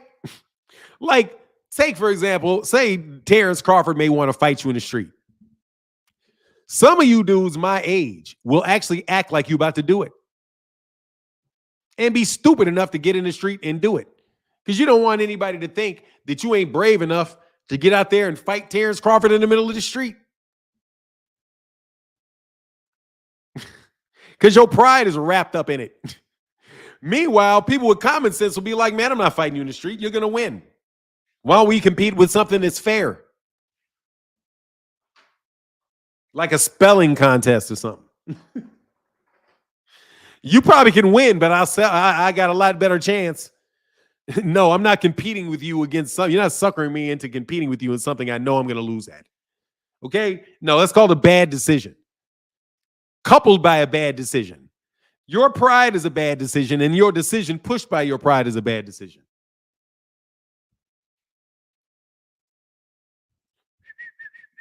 Yeah, I know I'm rude. I know I can't help it. That's just who I am. Hey, when we say not chasing greatness, they're really saying not fighting who they want them to fight and trying to fault him for it. Yeah, I got you, Jeep Red Boy, but hey, I got you. My tactic, though, is I'm just gonna get rid of the whole conversation, man. Don't throw buzzwords at me. You want to debate a buzzword? No, thank you. You're a liberal. Labels. You know what I mean? You want to label it. They just want to label it, man. They want to put a label. Greatness. And I have to make an argument about what I think someone's greatness is and how they're not perceiving greatness. Man, well, how do you define greatness? Well, greatness is, Manny Pacquiao was great.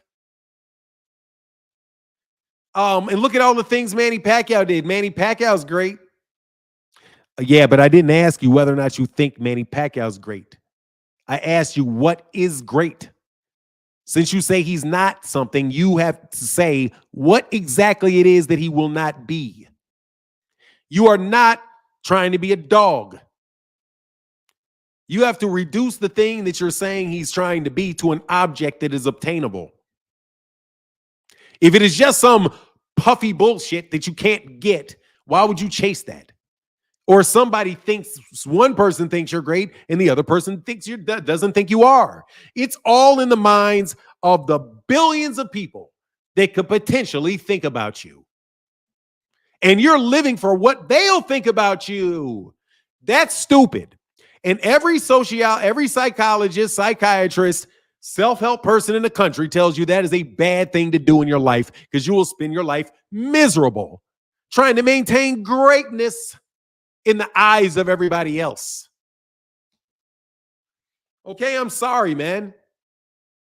It's a bullshit buzzword. It's absolutely void of any content.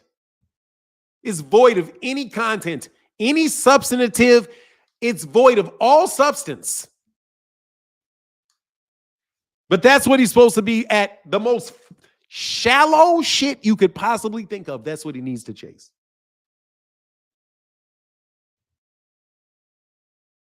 The most shallow shit that you could possibly chase. Being better than everybody. Being unique and so much better than everybody that I will be different than everybody in history. I'm so great. Bro, that is self-centeredness at a whole nother level. You're not supposed to do that. To God go the glory. If they think you're great, all the better, great. But you say, glory to God. I couldn't have done any of this without God. What are you thanking me for? Go thank God. Because that's what they say they think, right? Amdubillah. What is that? I don't want to kill the Muslim thing. But what is it? What is that? What is the Arabic words that he says? That Devin says? I don't think it says I need to be greater than all mankind myself. I never heard that being a religious tenet of Islam or Christianity or Buddhism or anywhere else. So other than raw ranked capitalism, I want to be richer than everybody. I need to have more profit than everyone. That's fame you're looking for. And fame is shallow. But that's all right. I understand. Something's wrong with me. It's like you got to ignore everything else you hear is right in the world. So for a boxing conversation, you can get brownie points. I'm being very negative today. I am. I'm sorry. Alhamdulillah. I don't know what that means. Praise be to God. Yeah, it means praise be to God. So what you trying to chase greatness for?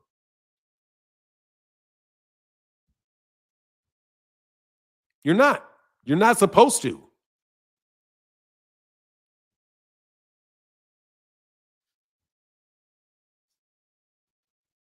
You're not supposed to do it. Black man, brother, you're not supposed to. Tank, you're not supposed to do it. What did Tank say? Tank said, no bullshit. You guys can have all the fame, man. Y'all can have the fame. He said, you can have all this, man. I don't care about this. That's what he's supposed to say. He's supposed to say, man, I don't care about all the fame. Everybody thinking I'm great. I don't care about none of this.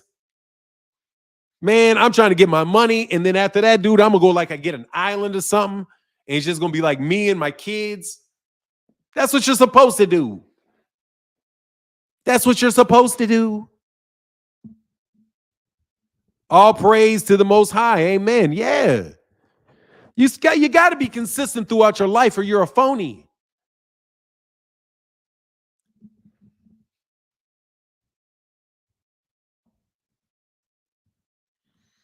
I can't get no smoke off that. Yeah, man. I'm glad Tank's not chasing greatness. Thank you, man. Whew. Thank you, man. Because guess who chased greatness? Puffy chased greatness. Hitler chased greatness. Alexander the Great chased greatness.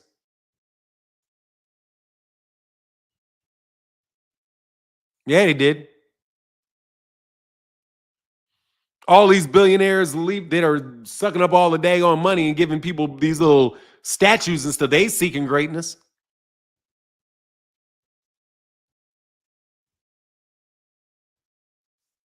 It's not praise be to God. It's all praises are due to God. Thank you. All praises are due to God. Yes. So yeah. Yeah, man. Like you gotta deal. Yeah, Napoleon Bonaparte. Chase greatness. Chasing greatness and being better than other men almost always results in the suffering of a lot of other men. You a commie? I don't even know what a commie is. What is a commie? J.M. Ortega? What is a commie?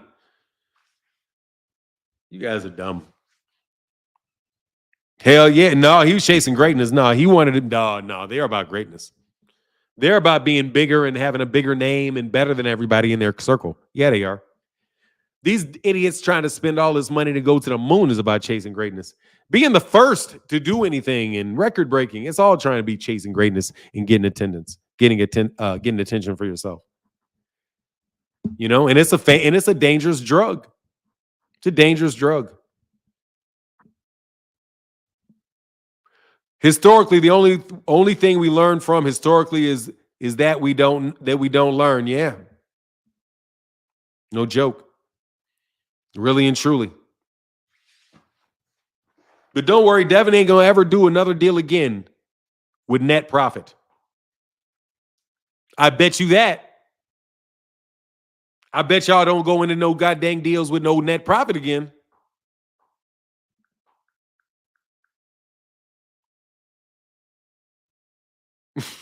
If you can avoid it. No, I want revenue. Cal, cool it, bro. Thank you so much, man, because the super chats are so rare, man. Man, this boxing needs to get on, man. It's personal selfish mode, too. Bro, we need more boxing. I don't want to talk about contracts no more, man. Bro, hey, Cal Cool It said for the game. Yes, sir. Look, Twitter dude. I literally do not see your shit. I just see X. I don't even read what you say. I just keep seeing more and more X's, but I don't really know what you say, and I don't know which one it is. Because if you're on Twitter and you're not Fresh Prince, I'm more than likely not talking to you. Hey, click the link, too, Sid. Will who be blackballed? Why would you blackball Devin if you're that dumb? No, he will never be blackballed if he's that dumb.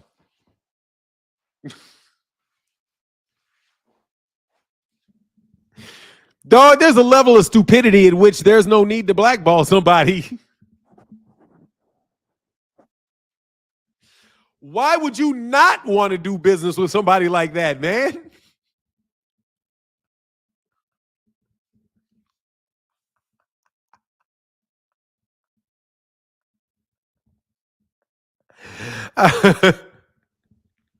He'll get duped again. Hey, man, look, not that way he won't. Will he be like, nah, man, I don't think you can get blackballed. Dude, look, man, they're just trying to dig him out of the hole, bro. That man said, find a sucker and lick it. Did Bill sell out Devin? Eddie, Sue, and Oscar also? No, Bill did not sell out Devin. No, I just think he made a mistake. I just think he made it. Either they just really had no leverage at all, and it was like a serious take it or leave it, or he just didn't understand it. Like, I don't know which it is, but it's just such a bad deal, in my opinion. It's a bad deal, in my opinion. But again, I don't know all of the facts. I just don't see any good reason at all to be paid that way. And the potential for that to cost you a lot of money is gigantic. So, yeah, dude, I got to cut you for that. I got to cut you. There's a guy, dude, that I like a lot, man. I ain't going to lie, dude. There's a dude that I not, pause, that stupid ass pause shit. Man, Dame Dash, man, y'all be listening to some fucking goofballs. Like, damn, I know Dame Dash is wealthy and all that stuff, and P. Diddy is wealthy and all that, but they some goofballs too. You know what I mean? Like, they also some goofballs, man. With some of the stuff they do, this goofball stuff. Pause. That's got to be man. Why are the people my age got to say pause? That shit is kiddie shit. That's really like trying to just appeal to the kids. Doing that. That's how kids do. What's the new phrase? People do that in their 20s, in their teens. They don't do that when you're 50. Let me come up with a new phrase. Diddy daddy. Look. I'm going to change I guess I did have Fanon on the channel. So, I guess I'm a little guilty of that. But you better believe, bro. That's the name of the channel. That ain't me. My name is Martin. I ain't going to have you call me Brother Love, man, and try to have a new phrase. I'm the one that came up with pause. Man, if you don't pause that goddamn pause. Hey, no Diddy. Hey, man, no Diddy was universe. Hey, the universe created no Diddy. Hey, the universe created no Diddy. No man created no Diddy. Diddy's doings did do Diddy. Do a Diddy or no Diddy. It used to be no. Yeah. I could understand that. But even then, it was like, yeah, to pause. Pause is like pause. It's like, hey, I'm gonna pause. Nah, you New York dudes missed the boat on that one, man. That you need to stop. That ain't gonna carry on. Okay. Y'all are old folk of the club now. Exactly. Managing gay thoughts all day. Like, oh my God, bro. That is exactly what it is. Man, thank you, 2 Cent. It's like it's a system where you have to question your own sexuality all day long.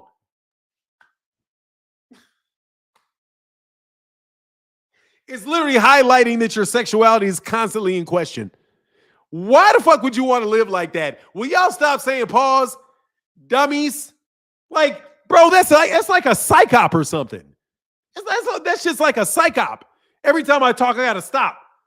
Oh, hey man, that's big. Pause, man.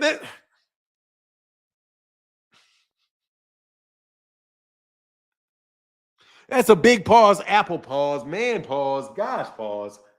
Whoa, pause. Hey, pause. Do pause. You pause. Want to pause. Go to pause. The grocery store pause and pick up some apples. Pause. And pick up pause some apples. Pause. Fucking grow up, man. Stop. Cam and Mace, I can't watch the show. You too old for pause, man. You too old for pause, man. You too old for pause. Man, it took a long time for me to get to cap. But pause is just a whole new thing. Pause is like stopping you.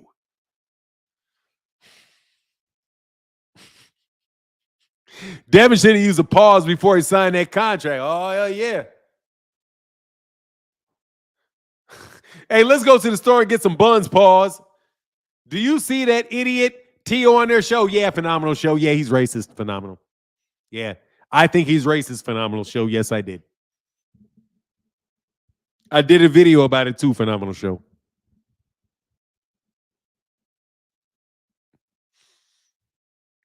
I did a video about it as well.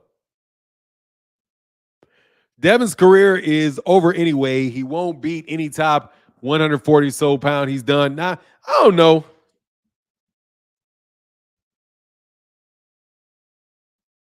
Yeah, ain't no way around it. That's what he is. That's him. Yeah, he said it now. I agree to prosecute. We got a case. Call a judge. Let's do a search warrant. We got his ass. He ran his mouth too much. Got his ass.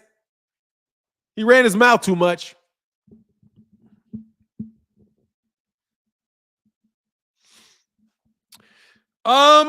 Jealousy and racism go hand in hand.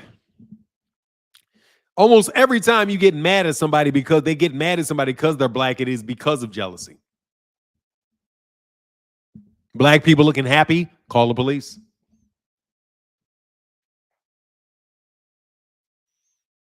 Black man, white woman wants to sleep with a black man, hang the black man. You know what I mean? Black man killing us at basketball, change the rules. You know? Bivol is getting knocked out. What do you think? Hey, man, look, I wouldn't be surprised. I hope I'm going for Beterbiev. Not that I have anything against Bivol, even though they're definitely not making a whole lot of noise about Bivol. Oh, by the way, Ryan Garcia is right there, too. I'm waiting for Ryan, too. Ryan's just not slipped to admitting that he's trying to do it on purpose. When T.O. admitted he knew exactly what he was doing, and knew the difference between saying monkey and the MGGER, that basically it's the same thing, but you just made sure you didn't say that so you couldn't get in trouble. As soon as Teofimo Lopez said that, bro, you're a racist. You're done. It's a wrap. You're done. You're cooked. You're cooked. With me, you're cooked.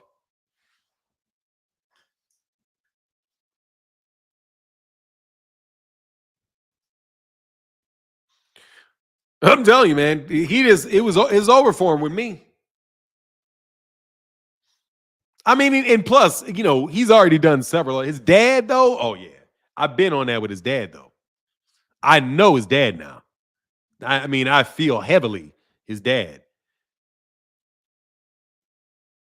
Yeah, dude's an idiot. Yeah. The problem is though, for Devin, is that them Golden Boy guys, they're not dumb.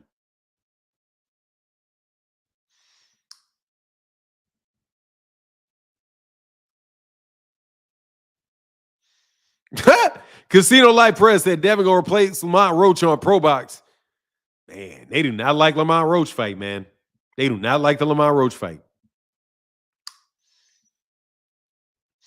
But no, I mean, I do think that about Tio now because Tio said what Tio said. So there you go. It's just what it is now for me. It is what it is for me.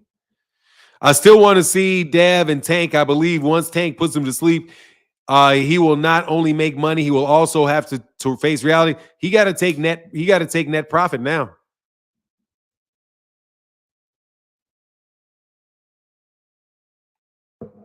Tank, give him net profit.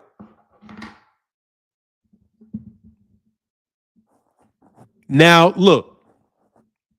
Y'all know you done lost to me, right? You know you guys have lost to me, right? You know there is no long debate anymore with this. You guys are clueless. You guys are clueless.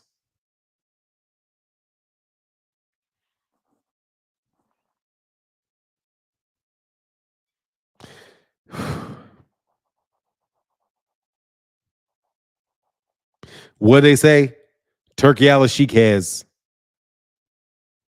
will spare no expense.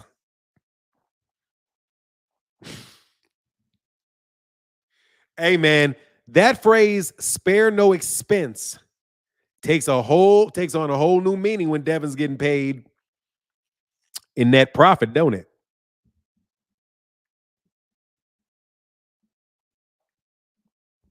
Hey dummies, what y'all think about spare no expense now? What do you think about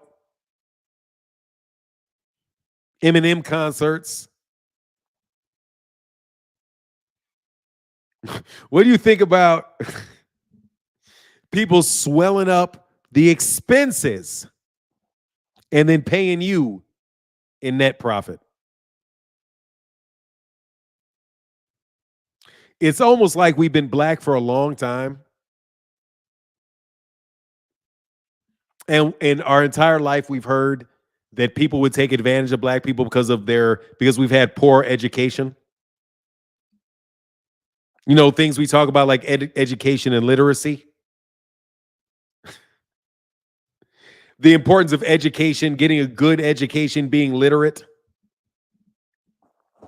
Having what do they call it? What do they like to call it? These fake ass dudes, what do they like to call it? Financial literacy.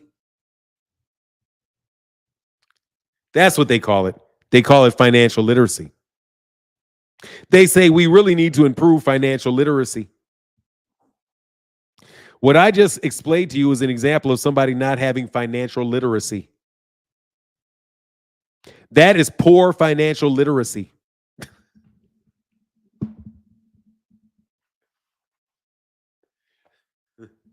I border on saying that is some of the worst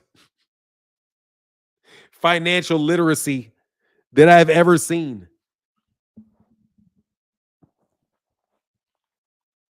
Almost to the point where I got to question your literacy. When your financial literacy is so bad, gets so bad, I have to start wondering whether or not you got an actual literacy problem.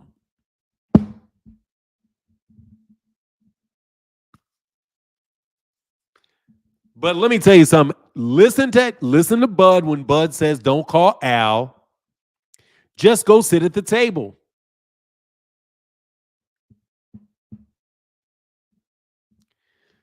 Don't worry. Just go sit at the table.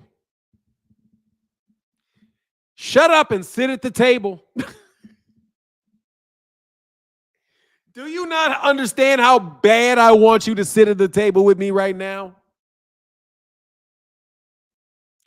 Do you have any idea how bad I want y'all to sit a boxer to sit at the table with me and negotiate something where I can make them responsible for all of my expenses while I'm not responsible for any of theirs?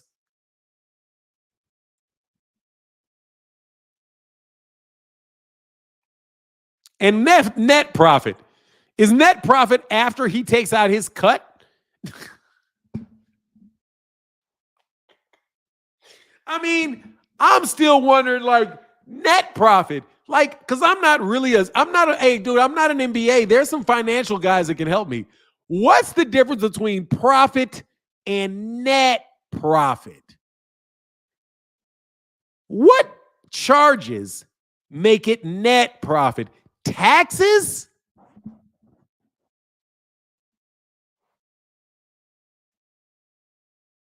Is that taxes?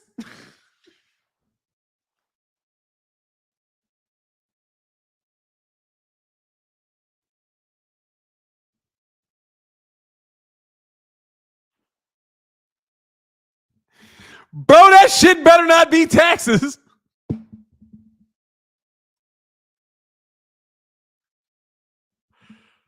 Oh my God, that better not be taxes. Hey man, we got an accountant in the building, bro. Is net profit after, like, you got gross profit, right, which is your internal costs? Then net profit is after he pays all his taxes? You get 45% after he deducts his taxes? No, I get that. No. Net profit, no, that's profit. That's profit. Profit is when you subtract your expenses from your costs. That's just profit.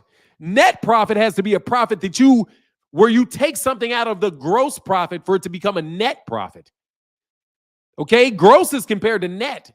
So no, bro, you have to have taken something out after that, like taxes. Net is splitting the profit off the fight Google. I don't know what that means. Anyway, Hey, nah. 11. Hey, man, somebody come talk to me, man. I'm lonely. It's lonely not having any equals. Martin, I've learned a lot about how boxers get paid over the last 3 days. I had no clue, and I've been watching all my life. This is really crazy. Look, LeVar, bro, let me tell you who. Can I boast? Can I boast? Put a 1 in the chat if it's okay if I boast. I have to boast here for a second. All praises due to God. But I'm going to boast at the same time. Dog, I know business because I was raised in the household of Hall of Fame entrepreneurs. Okay, my dad is in the Entrepreneurial Hall of Fame. You know, like Canastoicia, but for people that do this shit. My dad is in the Hall of Fame. My brother, who's 10 years older than me, so in a lot of ways, he's more like a father or an uncle. I would say my relationship with my brother is more like an uncle than it is a brother because he's so much older than me. But he's in the Illinois State Hall of Fame. He's in the state of Illinois Entrepreneur Hall of Fame too. So guess what I did? I went to work for entrepreneurs, Hall of Fame entrepreneurs. I worked for multiple Hall of Fame entrepreneurs. And then when I stopped working for them, you know what I did? And I did the entire time and I was working with people. I had my own entrepreneurial venture. And see, this is my entrepreneurial venture. And as Phenomenal Show will tell you, thank you, Phenomenal Show, that I'm in the 0.28% of all YouTube channels throughout the world in my subscriber base. 0.28. I think that's elite. I wouldn't say it's Hall of Fame because I don't think there's a YouTube Hall of Fame, and I damn sure know 100,000 ain't getting it. But you get my point. It's kind of elite. Entrepreneurial venture, wouldn't you say? My wife also has an entrepreneurial venture. So we're pretty good with entrepreneurial ventures. Her mother was an entrepreneur. My grandfather was an entrepreneur. My uncle was an entrepreneur. My grandmother was an entrepreneur. My grandfather was an entrepreneur. Okay, we've been doing business for a long time. That's who raised me. My grandmother was an entrepreneur. So let me tell you, it's a skill set, man. It's a skill set. It's not something, it's not that easy. Just because you see other black people doing it doesn't mean you can do it. Just because you see Al Heyman doing it doesn't mean you can do it.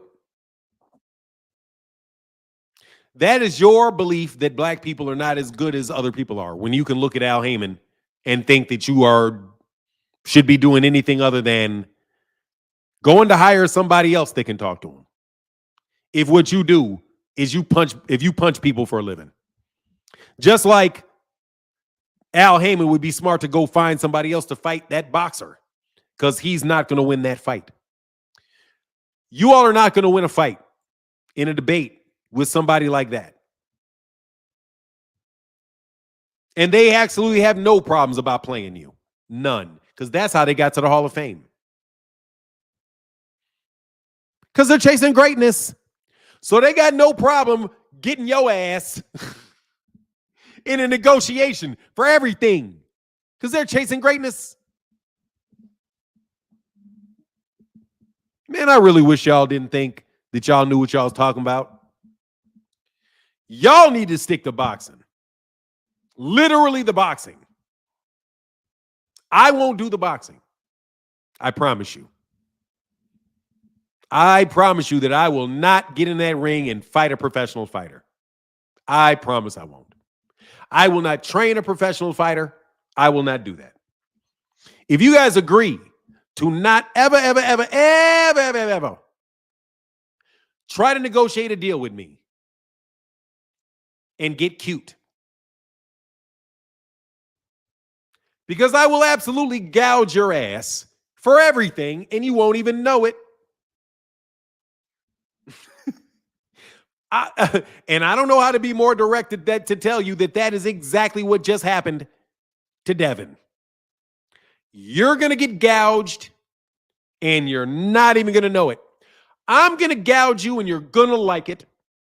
You're going to be just like the kids, Frankie Lyman and the teenagers. I'm going to give you a pack of bubble gum and $50 and a clap-ridden prostitute. And I'm going to get the royalties and the publishing to your shit forever and ever and ever and ever and ever. And you're going to love it while you catching a clap and chewing that bubble gum.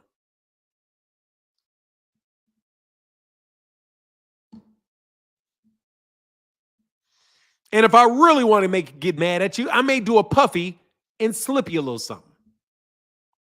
Hey, man, and not slip it into you. Just slip it to you. Like, hey, have you ever tried this powder? It may be a good idea. It's the hot stuff. Pause. It's the hot stuff. Pause. It's the hot stuff. Pause. Hey, bro, you didn't say pause. You're not one of the crew. Where's your pause? Dude, do you not understand how Puffy and Dame Dash and them dudes are acting just like teenage girls?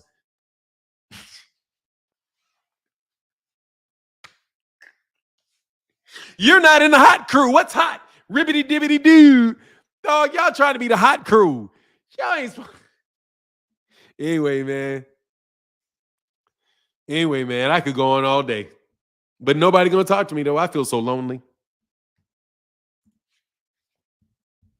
Knowing that this chat is nothing, that you people are not real. In the sense that I mean. Spread your taxes. My guy Anna B's 2075 said, spread your taxes over 5 years. For example, keep it in a corporation and give yourself a salary is why it's always pre-tax. Hey, man, that's why you call an expert and not me. I am, again, though, struggling very mightily. Hey, Mike 2 Cents said, no, I don't think he sold him out. Eddie suing Oscar also. Yeah, but I don't know what he's suing him for. I heard that Eddie was suing Oscar, but I don't know. I thought Eddie was suing Jake Paul. I don't know. Some of these lawsuits, I'm forgetting who's suing who. But I think that he's suing Jake Paul. I know Eddie's suing Jake Paul for claiming that Matchroom buys ref. But I can't say for sure whether or not Eddie is suing Oscar. Because I don't know what he would be suing him for. Casino Life Prez, what's up, man? What's good, man? Is my reception good? Yeah, so far so good. Okay, cool. I wanted to ask you a question. I heard something about did Turkey send an offer to T.O. for him to fight Devin? Did Turkey send Tio an offer? I don't know. I know that Bill was saying that he wants to fight him, but why would Turkey do it? I don't think Turkey's sending offers for Devin. Okay, cool. All right. Why did somebody say that Turkey because I heard that. Somebody said that that's what Turkey somebody sent said. an I offer? didn't know if it was. Yeah, that's what they said. Yeah. Who's they? It's just another podcast. I mean, I can name drop them if you want me to, but I just wanted to see if you knew anything about that, because I didn't hear about that either. So I just was checking. No, I haven't heard on any of the mainstream media that happened, but it wouldn't be surprised me that people said it, because that's what they say all the time to justify Devin being ducked. So Devin, Bill just yesterday said that he wants to fight him. So it doesn't surprise me at all that the next day that the offer had already been sent and he had already rejected it. You know what I'm saying? Like that's how it always goes. So as soon as Bill says he wants to fight somebody, all of a sudden the guy's been ducking for 6 months. That's just their MO. They do it every time. I see what you're saying. And I got another thing I thought about last night, right? Remember that carnival incident The what? That carnival incident where Yeah, with he Devin swung on punching the somebody. guys. Do you think that was Do you think I started thinking? I'm like, do you think that was fake, just to like an attempt to like make himself not look soft? Do you think that really like was real? Because it's just weird. It was. I mean, like I just was thinking about it. I was thinking that it might not even been real. No, I think it was real because it was filmed by somebody back there. I think somebody saw an altercation and just recorded it. It looked real. It looked Oh, like a okay. real The argument. reason I Devin thought is it wasn't real is because yeah, the reason I was thinking it wasn't real is because of how soft they was punching that. Like I've been jumped before, and that just didn't seem like people were really trying to jump nobody. You know what I'm saying? Yeah, I get you. Yeah. All right, man. You breaking up kind of Yeah, bad, man. that's all. I just had them. All right, bro. It's like I can't even hardly hear you, man. Tough Gloves Boxing. How can I help you?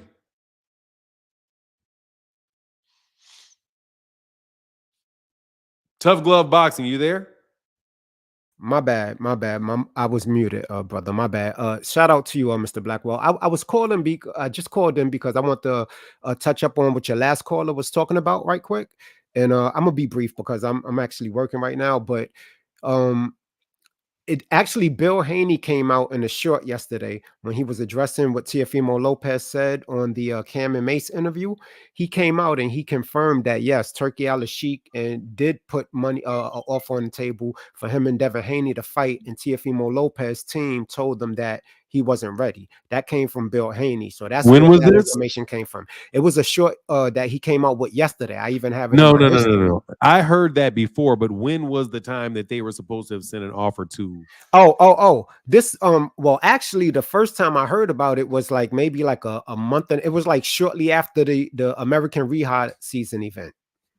And And it this is was it Bill was a Haney rumor saying this. at then. It was a rumor back then, but like nobody really confirmed it until like Teofimo, like I said yesterday, went on that podcast, and then Bill Haney responded in a short saying, "Look, the fact is we did just send you an offer, Turkey Al Sheikh and us, and you turned it down." That just came from Bill Haney, so I was just letting you know where it came from. Okay, yeah. So like, Yeah, whether it's true or not, I don't know, but that's where everybody's getting. It's not like the channels are making it up. They're like it came from him. But I just want to run that down. But no, I appreciate it, Tough Glove. It's just yeah, though yeah. that like, look, man, it's just And I Bill feel, and Haney like I said, said, like Bill Haney said at a point that Peter Khan had asked for $4 million for Devin to fight. right, So right. for Devin to fight. So like So, giving Bill as a quote for that, I don't think that's a reliable source. right, I feel you. And not, Yeah, if that's how you feel, I just want you to know, where it came from. And then I appreciate also you, man. the reason why I want to say thank you for the information, like breaking it down, like you did earlier, because now that you break it down, not only do we kind of understand, but it makes a lot of things that's going on make sense. It's not just about the steroid situation and how bad his son got beat up. It's some serious issues going on behind the scenes. I'm gonna leave it Yeah. at that. When you broke it down the way you just did, shit just started falling like domino pieces into places, and I'm like, Yeah. oh, okay, now I see the beef between Eddie Hearn and Devin and where it came from and how that whole relationship soured. You know what I mean? It all stems from, in my opinion, the original negotiation process that they tried to cut Eddie Hearn out of. You know what I'm saying? That Ryan Garcia bag was looking big, and they like, yeah, thank you, Eddie, for your services, but we don't need you for this one. And you see what happened. Yeah, but Eddie Hearn, he would wound up getting negotiate. 300,000 for it though. Yeah, I mean, but that's what that was like, But Al Haymon. they cut him out of the big money. Right. And he would have protected them against this, in my opinion. Oh man, he would have never if it was Matchroom getting paid off that. Right. Matchroom's not going to be responsible for the expenses of Golden Boy. Right. That's what I'm saying. And they're not. Yeah, no, it's not going to happen. They got but it's caught just slipping. yeah. You know, but anyway, man, continue Yeah. with the content. I'm actually glad you started the new channel, MH Blackwell, because you Thanks, know, man.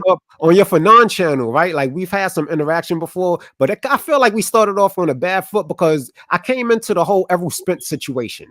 You know what I'm saying? Like I started watching Errol Spence, and I'm a Crawford fan, and it was kind of like, but now that you know, have this channel and that fight is long over and everything, you know, we can like kick it on some level like this and shit. I like that. Yeah, man. You know, Yeah. that's the thing with boxing matches, man. You guys most boxing fans agree with 90% of things. Right, It's right. just all the conversations wind up being on the few things that you actually disagree about. So, Yeah, you and I know, I always don't think you should ever take it too personal. Just take the boxing talk too personally, you know?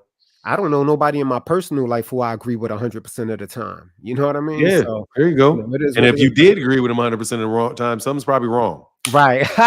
Somebody lying and faking, right? Yeah, somebody lying. Yeah, some you or you just being a sucker. You know Yeah. what I mean? Yeah. Right. Right. But you know, anyway, man. All right, man. Thanks, All Tough right. Glove Boxing. Carry on, Appreciate you. family. One. Salute to you, sir. Yeah. Thanks, man. Appreciate the conversation. Thanks, Phoenix said. I sent you IG. Originally, Devin said it.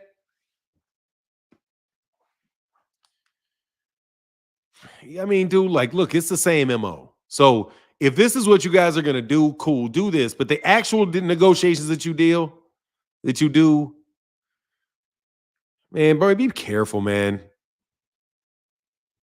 Just be careful. OIG.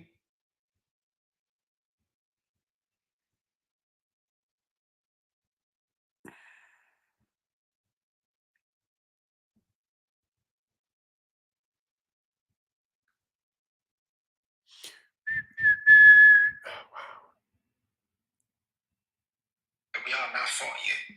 Was it ever any offers made? Is faking? Like what's it's funny that you asked that because I was supposed to do a stay busy fight, you know, get back in the ring in October on Saudi in Saudi. And the next fight was gonna be Teal, Turkey, and you know the guys offered him a fight. He said he's not So they also not ready to fight. Yeah, he said he's not ready. So I seen Bullshit.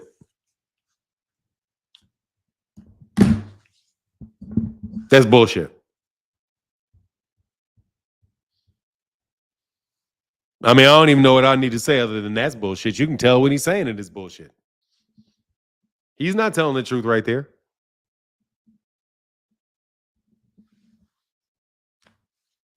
If you have kids, you know he's not telling the truth. If you just have a kid, you know he ain't telling the truth. Yeah. That's what's up. Turkey and them. You're not signed to Turkey and them. What do you mean you were supposed to, bro? You said you were going to be out, that you were retiring. Like, the time frame doesn't work with that. Man, that's just him talking. That's just bullshit. He ain't telling. You can tell in his voice when he's saying it. Yeah. That's what it was. Man, his head goes down and everything when he says that. Dude, he's not signed to Turkey Al-Sheikh. How Turkey Al-Sheikh sending offers to Tio? Tio is promoted by Bob Arum. Turkey Al-Sheikh knows Bob Arum. Turkey Al-Sheikh would have to talk to Bob Arum about a fight with a guy coming off a loss. And Eddie Hearn doesn't want to pay for the fight. Eddie Hearn says what do you touch? It's not true. Because Eddie said Turkey was going to want to get him in there and put him with a killer, but he ain't really ready for that. So I didn't make an offer. Hey, what up, man? What's up, Southpaw? Yo, what's up, man? Yeah, Man. I really feel like Turkey Al-Sheikh, if Devin does sign with him, he's definitely gonna send him up with a cherry. He's not gonna send him up with nobody who's a threat. One thing I do respect about Mr. Turkey is that his fights are $20. You know what I mean? I'll mind $20. Yeah, I mean, I don't mind it either. And that means a lot of Devin fans from Philly will actually be able to afford it, to afford it. You know, because I feel like I just uploaded a video of me beating the shit out a confused Devin Haney fan who was on Twitter talking this. He called me Mexican, which I'm not. He disrespected Jesus. He was one of those guys. He was one of those guys who pretended he speaks Arabic, but just don't know a fucking word other than the religious phrases. So I let him know that I could talk to my God in English. I don't have to learn Arabic. But thank you so much. God bless you. Yes, sir. Appreciate you. Turkey kid, somebody got their ass whooped. Who? I did see that left hook land though.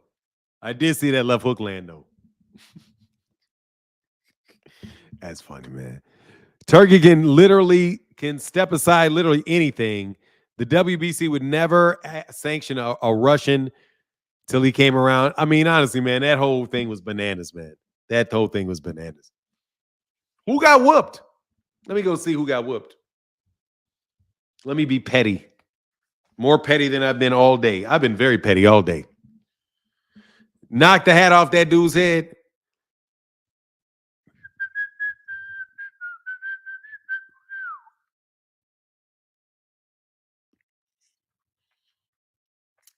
Man, thanks, Cal Cooler. I appreciate you, brother, for supporting the channel, man. Keeping the lights on. What is this? This is, I thought, one of the most interesting, strange, I don't know what you want to call it. But here it goes, something like this. In the Eastern New York District Court, Devin Haney has filed a lawsuit against both Ryan Garcia, by the way, Golden Boy Promotions as well, but for the purposes of this conversation, we'll focus largely on Ryan Garcia. BC, he is suing for really a few different things. Fahim.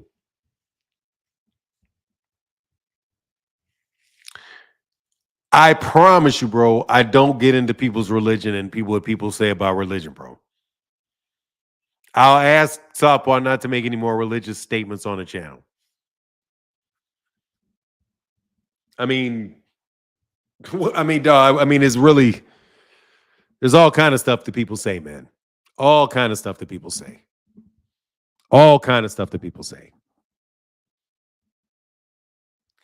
It's a skill set that most people don't even know they have. What is that, Sean Curley? Bro, hey, by the way, Southpaw, man, please don't do any stuff more of the stuff with the Islam stuff. It's really offensive to Muslims, and I don't have a problem with people from Islam. Okay, Fahim, I've said it. But on the real, man, like, I don't like to get put in a situation, man, because there's a lot of Christians that are just, they're Christians. And there's a lot of Muslims that are Muslims. Fahim, Fahim, please don't tell me what to do like that. Please don't tell me what to do like that. I already said what I would do, bro. People's religion are their religions, man. I can't get in them. I don't want to get in the middle of that. I don't. I got people sitting up there talking about Yahweh. God is Yahweh. God, I do that. See, God is Yahweh. We're Hebrew Israelites. We're not black. Kamala's not black. Foundational black. I mean, we just do so much of it, man. I don't want to police everybody on everything that can be offensive to anybody and everybody. I mean, yeah, he disrespects Muslims all the time. I get it. But you can't hold me responsible for other people doing stuff, man. Because I'm telling you, y'all, every time y'all say Kamala's not black, you deeply offend people in my family. Every time you say it. I have to break. Every time you say that somebody says Kamala's not black, you deeply offend people in my family. Okay? So what seriously offends you will seriously offend somebody else, bro. And I don't want to be put in the position of having to police people. I don't. Over everything.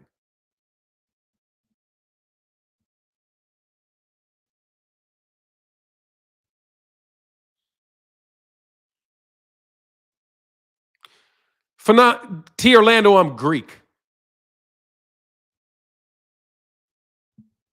T. Orlando, you would not know that my mother is black looking at her. You wouldn't know. Many people don't know my wife is black looking at her. Dude, leave the shit alone, man. Fuck, you can say it all you want. All I'm telling you is, dude, that shit's offensive to people, man. What? That's offensive. Dude, nobody want to hear that shit to Orlando. That's offensive. You don't get to determine whether, just like nobody gets to determine whether or not Allah is God and Muhammad is his prophet. Basically, the fact of the matter is there's really no difference between Islam and Christianity. There's almost no difference. So I'm supposed to sit up here and explain that really there's no functional difference, really, between Islam and Christianity? You want me to hold a religious class up in here? Man, I'm already stopping my live stream every 5 seconds for people being ignorant about shit. I feel guilty about this shit.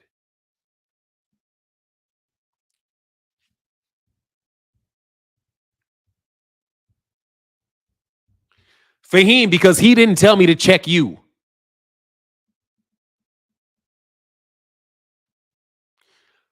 The reason you're getting more time me talking to you is because you said it to me.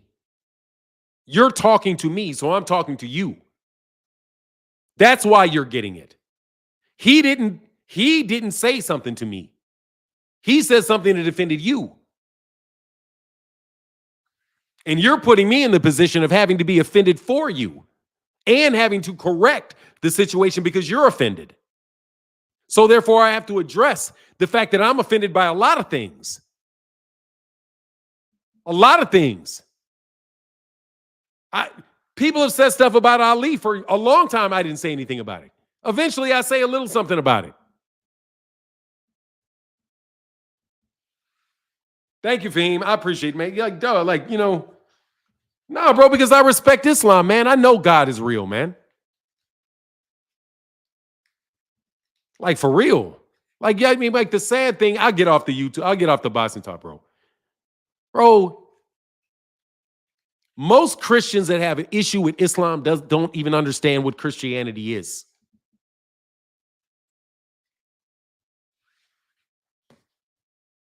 And I talk to Christians all the time that offend me about Christianity. Christians offend me about Christianity. I don't correct the Christians that insult Christianity all the time. Whole churches insult Christianity, and they're Christian churches.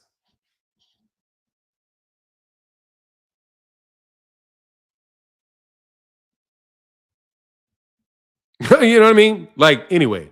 But I apologize to you, Fahim. I really do. That you had to be insulted.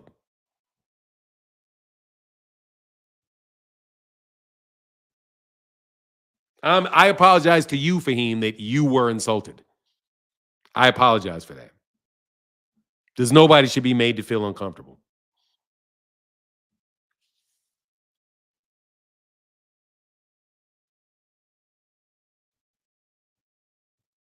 Yeah, what does that say? Oh, that's not me. Crazy people think that a person being from a country means they are a specific ethnicity. What part of the game is that? I mean, dude, it's just what it is, man. The lady's black, man. She's from the United States. She's from the United States. We're not talking about her parents, man. We're talking about her. She's from the United States. Kamala is. She's born in California. She's from the United States.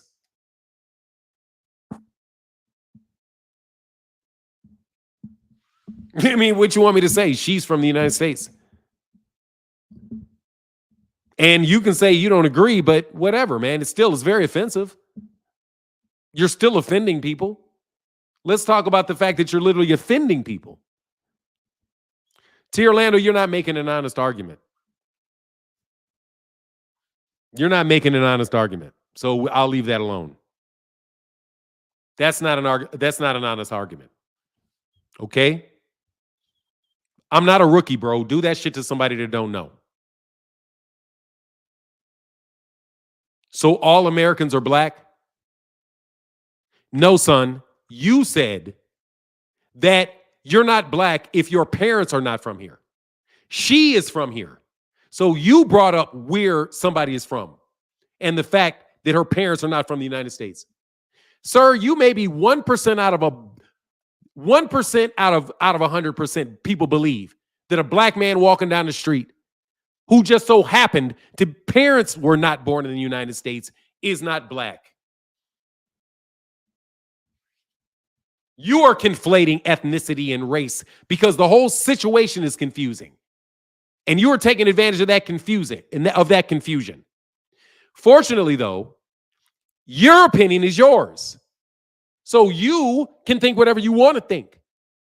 The fact of the matter is that people that walk around every day, raised in black neighborhoods, who see themselves as black and have been treated as black their entire life, are not doing that to try to get over on society because they want to be with you because you're so special.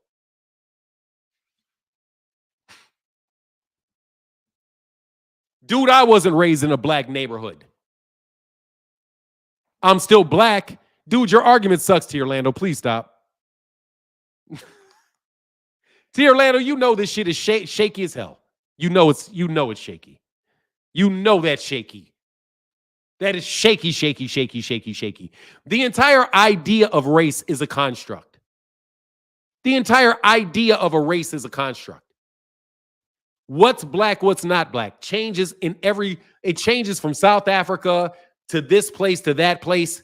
So you're buying into the same confusion that basically causes the problem. That is the same people who are broken up into a lot of different places. So you're saying because the same people were broken up into a lot of places, that means they are a bunch of different people. Because a Puerto Rican got dropped off on a different boat than a Dominican did. And the Dominican got dropped off at a different port than the person from Louisiana did. And even though their source comes from the same place, they're all different now because they all landed in different places.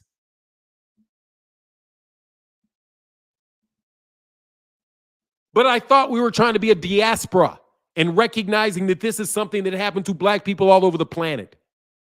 Bro, you're over-applying your nationalism to specifically work for your political advancements related to immigration and whatever the other particular issues you may have with her policy. And I personally believe, bro, you're hiding behind this stuff instead of just going with the policies that you don't like about what she did. Because it doesn't matter if she's foundational black American or not, if she does what she's supposed to do. It's an ad hominem attack on the woman consistently. And I don't need an ad hominem attack because it just makes me think you're appealing to something that's not logical. It's more than enough for me to know that she's a Democrat and that she supports what's going on in Israel, that she supports this corporate oligarchy, that she's very, very mild on what she's going to do as far as nationalism. That's enough, man. I don't have to look at her and just say shit that I know ain't true just because she's light-skinned. Dude, she's just light-skinned. Whatever. Anyway. Dude, black is not a color when we're using it in this context, so please don't play stupid.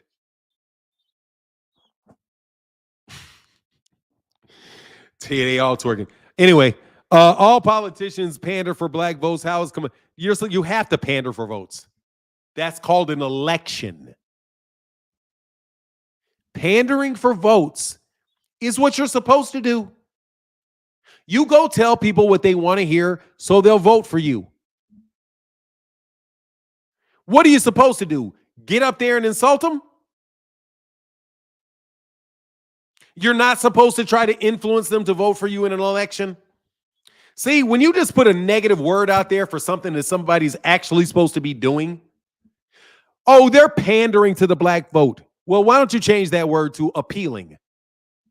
She's appealing to the black vote instead of she's pandering.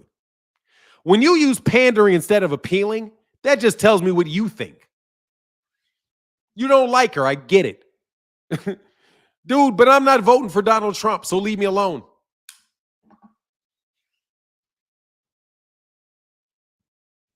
You have definitely seen a black. Oh, anyway. I know black. Dude, I don't know that, dude, because my wife will seriously, like, borderline slap you for saying she's not black. You guys, that's the thing that kills me. Have you ever met black people that don't look black? That will tell you in a second, and anybody telling them that they're black, they may say, "Yeah, I'm mixed race. Yeah, my wife, my mother was white, or my dad was white, or whatever."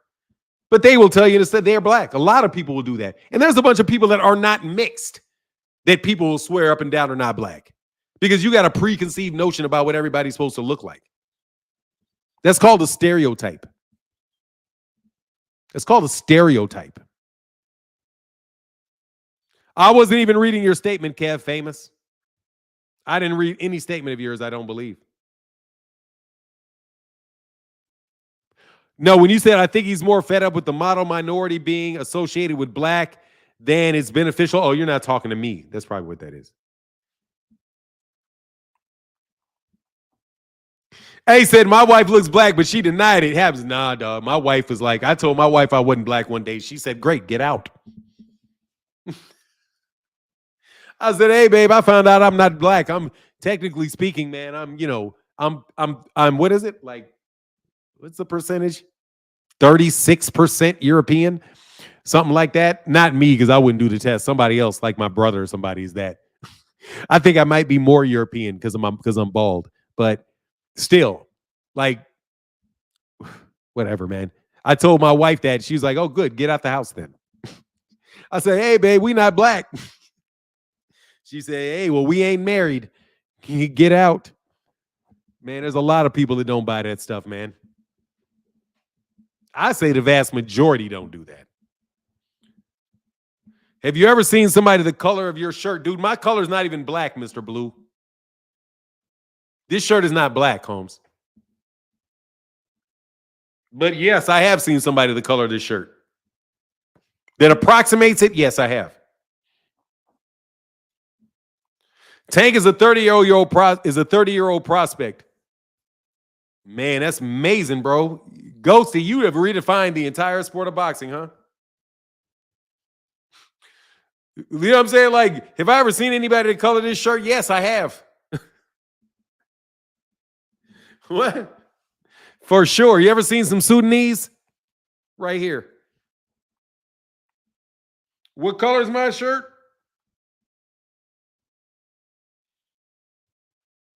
It's like a chocolate. It's like a chocolate. It's not black. I would say it's chocolate. I would say it's chocolate, but not black. Bro, you can't make black. I don't even know if you can really make black. You can make something that's so dark it looks black. But black is the absence of light, man. Like space. In Sudan, yeah, close enough. Like, yeah, look, this shirt and this mic ain't the same color. Look. Can't you see that this shirt? Can't you see that this mic is darker than my shirt? This shirt is brown, homie. But you think it's black. Hit him with the blinky. It's very difficult to make absolute black. I mean, God dog, I don't think you can make absolute black. I'm pretty sure it's all some variation of brown. To get to black, very, very, very, very, very, very, very dark, bro. All right, ain't nobody gonna holler at me. I'm on here 3 hours. Y'all don't want no smoke. I'm brown from the boogie down. That's what Kara said. Yeah, I'm brown from the boogie down. Yeah, we all, but dude, let's not play stupid games like we don't know what we're talking about when we say black people. We're not talking about black people as if, we're talking about black as if it's a proper noun, not descriptive. Fanon, you voting for Kamala? You keep it up, I will. Dear Orlando. You keep it up, I will vote for her out of spite. Believe it. Y'all keep it up, I'm going to vote for her out of spite. Just be like, you know what? Kamala. I'm sorry, I can't. Y'all are not going to do this. You're not going to keep me from voting for her by lying on her. I will, dude, T. Orlando, my vote is not for purpose. What you think this is? Tierland said, I will never say another word if you agree not to vote for her. I will not agree to that. You want me to get paid out of net revenue, Terrence? Hey, this dude trying to get me paid out of net revenue. No, this man trying to get me paid out of net profit. Talking about I won't vote for you. Do you not know who's in the other room, homie? I'm gonna go shop that offer to her. You trying to get me paid out of net profit, dog. I'm not, you trying to con me, dog. It feels good being black, don't it? I love being black. I love being black. Love it. Love it. Love it. Love it. Love it. Love it. Love it. Love it. Would anybody like to know what I like most about being black? There is something that I love specifically about being black that I don't think anybody else gets. It is a pleasure that I've learned to enjoy. It's an acquired taste, but it is so fun. What I love most about being black is that everybody underestimates you.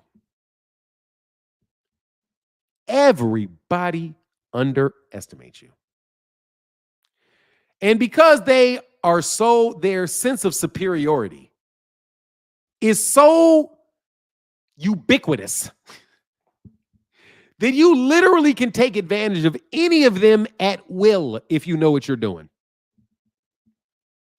When somebody thinks that you're dumb by nature, they will never understand anything that you do to them outside of their own understanding.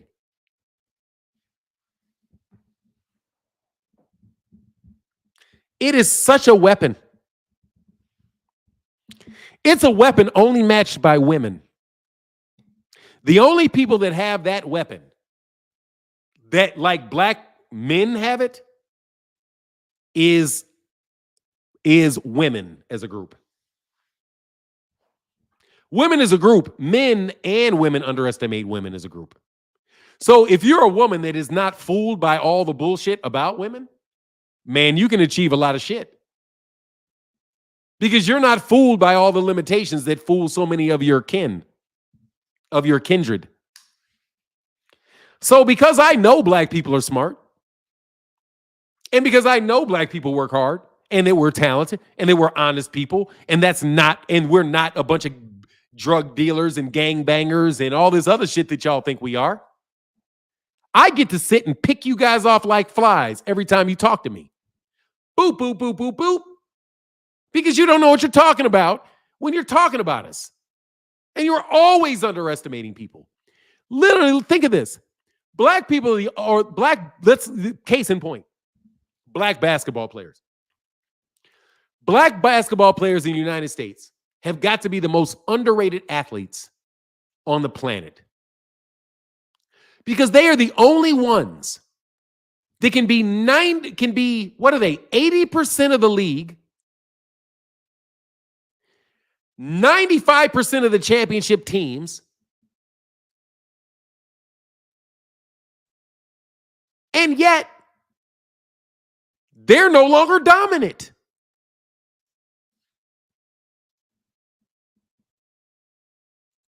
American boxers can have the most boxers of any country in the world. But the same people that will celebrate Britain will look at the United States because they're black fighters and act like the shit is bad and going wrong. All because of that, because of their perception. But it does pay off for them when they say things like, do you want to get paid a net profit? Or would you rather have gross revenue? And you don't know what you're talking about, but yet you're cocky and boastful. Oh, yeah, I know what that means. Yeah, give me 45%. Yeah, 45% of net profit. Yeah, give me 47. Are you sure you want 47 of net profit? Yeah, man, you're right. I should really get 48 of net profit. Yeah, I like that. Are you sure? Because I literally, because I work for them, I can't tell you what you're doing because I'm literally, an agent for them. So it'd be professionally irresponsible for me to tell you that you're screwing up here. I can only think it in my mind. But man, I feel sorry for you just losing all that goddamn money. But yeah, that's what I like being about black people, because people always think they're better than us. And they're not. At any of the things that they think they're better than, that's at. They're not better at math. They're not any better at math. They're not better at science. They're not better at literature, sports, money, none of that. Because the whole idea of a race is a construct. And that construct always gets shifts around to apply to the things which are negative. But the things that are positive belongs to the larger group. Hard work and all of that stuff that you learn from them, not by your nature. Exactly. Their ice is colder. It is. Their ice is colder because it's theirs. Just like my mother's cooking is better than y'all's because it's my mother's. You can't cook like my mother. Your food don't taste like my mother's. A neutral person may like your cooking better than my mother's, but not me because it is my mother's food. I'm telling you, man, you guys should really think more deeply of things. Negotiating for an extra point in profit sounds like a failure from the beginning. No, you want revenue, man, but it is what it is. Man, I did my best to keep the lights on today with this live stream, and I really do appreciate everybody that came through. I'm going to put another chat thing in here to see if one of you dummies want to debate me. I know you don't. You guys have ducked out of the intellectual portion of YouTube conversations, and I really do appreciate you guys leaving. Claymore, do not defend this. Ray, don't defend this. Don't try to. Please don't. Please don't anybody rebut this, because if you really do care for young men and them taking care of their business and getting their paper like you say you do, bro, this is the type of pocket watching you should do. Because you're not going to get the money in your pocket if you set a deal like that. This is very similar to the deals that you guys talk about where the music industry takes advantage of people. Dude, it's very similar. It's written by somebody that's trying to get over on you. And they got over. And I know they got over because it says net profit. And it's there. And Devin is the one that literally, that's his lawsuit that said that.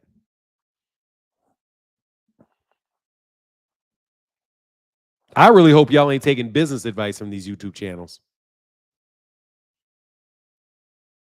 I really hope you guys ain't sitting there in a powwow with people, kicking it, talking about what we should do next. Hey, man, this is, I know this. This is what you should do. This is what you should ask for.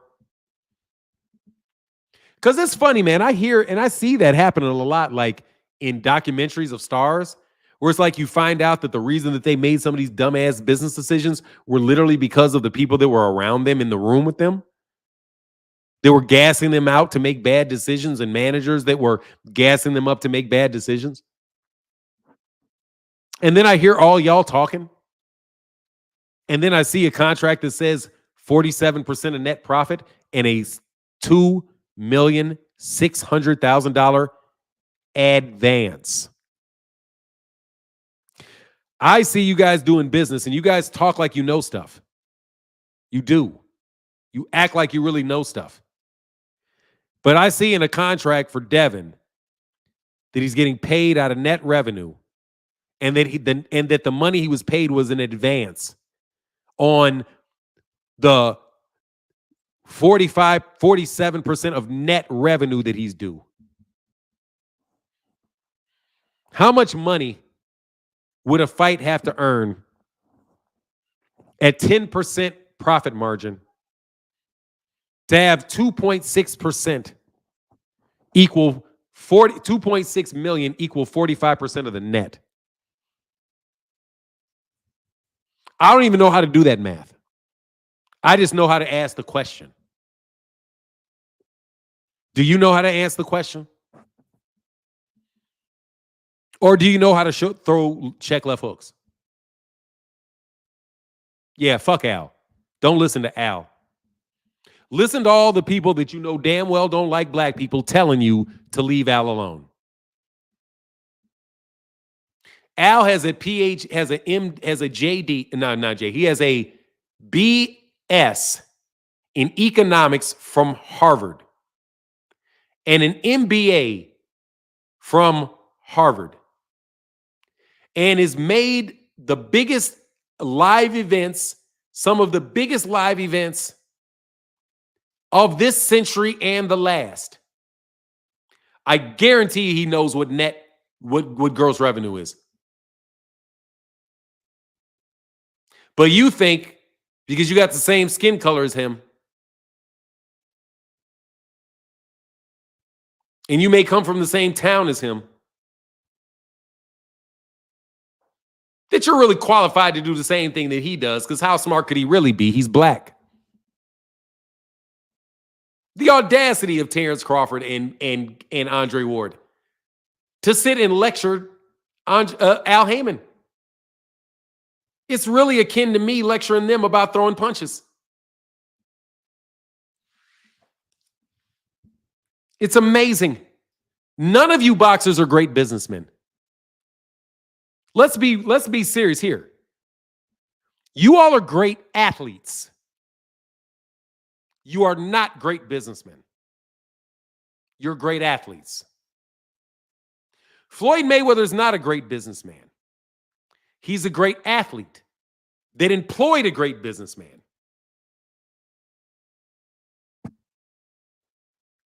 The great businessman is Al. I don't want to hear about business from Floyd. I want to hear business from Al.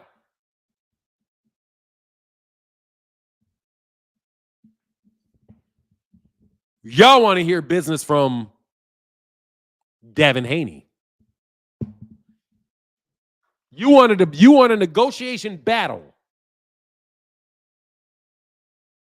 between a 23-year-old boxer and a 60-something-year-old multi-millionaire, world-class, historic-level promoter.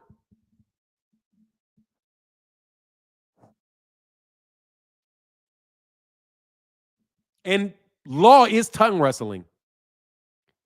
Hey, man, y'all ever heard that saying that y'all don't want to tongue wrestle with somebody? You ever heard that? That saying? Put a 1 in the chat if you ever heard that phrase, tongue wrestle with somebody.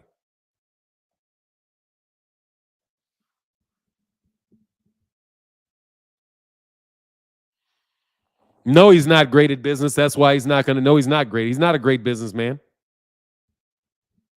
No, he is not. I'm not a great businessman. He's not a great businessman. Bro, great businessman?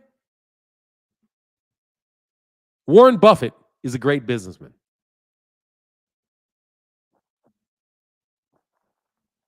I forgot what I put the 1 in the chat for. What did I put the 1 in the chat for? Can somebody remind me why I put a 1 in the chat? Because I got too busy. I got sidetracked talking shit.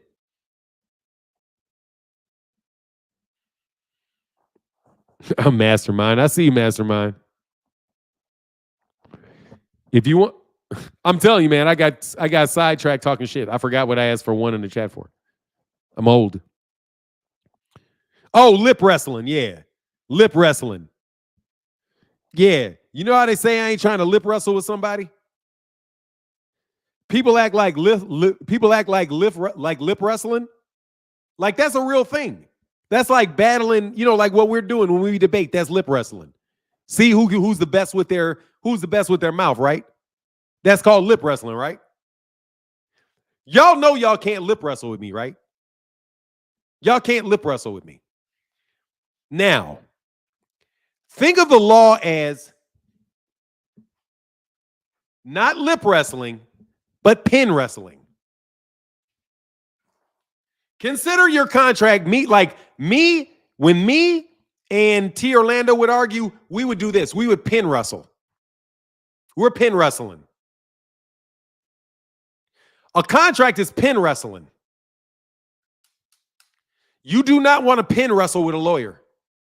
I don't want to pin wrestle with T. Orlando. I'm going to have to work extra hard.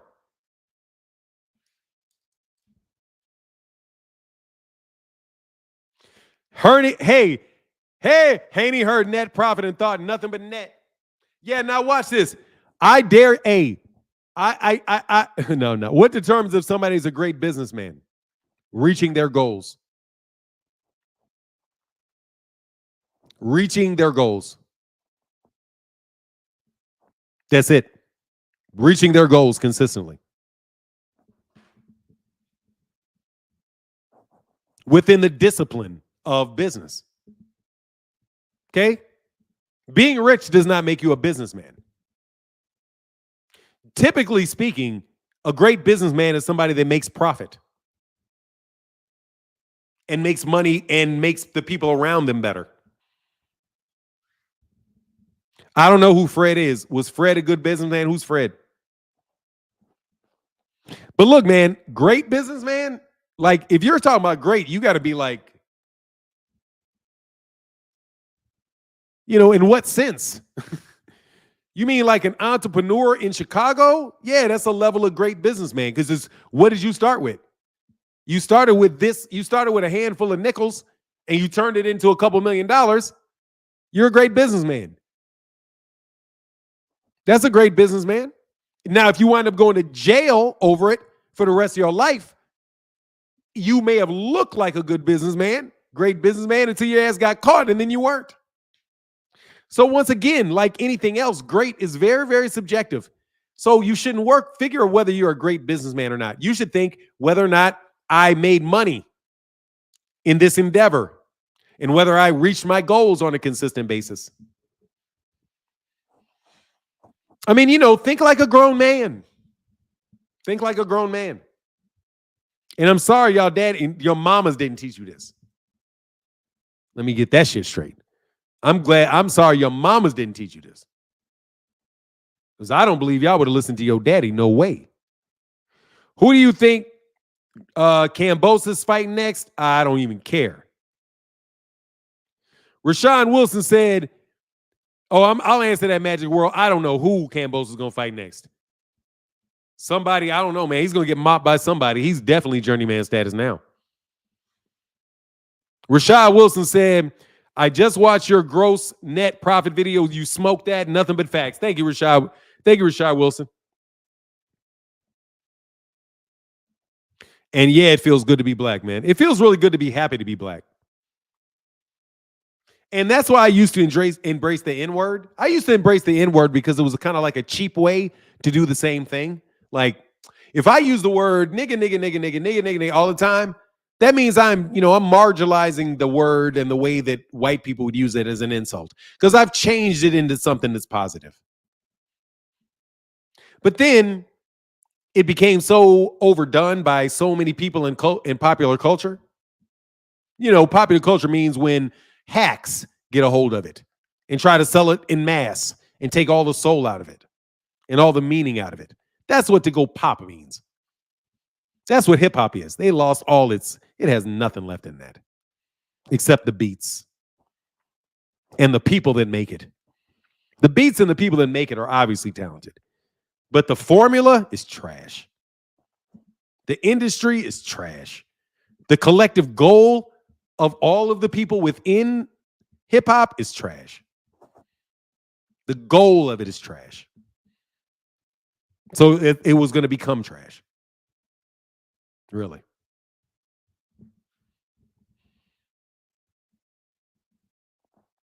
I'm telling you, man.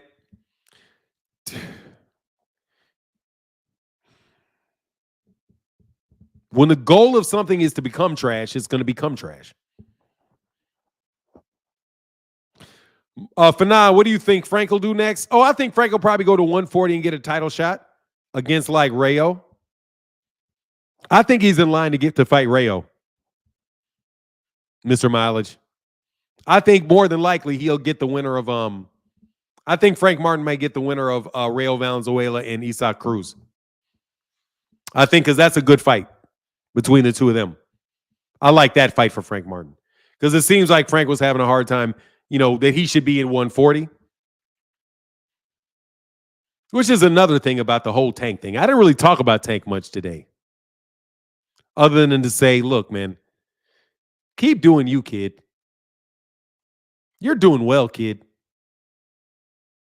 Keep doing that. Keep trusting your elders and respecting your elders. Keep respecting people that have accomplished things. Keep respecting Al Heyman, man. And don't let these people blow smoke at you about him. Because they can't, because they're not as good as him. Most of the people that don't like Al Heyman don't like him because they did business with him and they may have felt like, he was the dominant one in the room.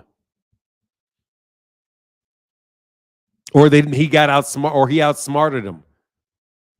Whatever.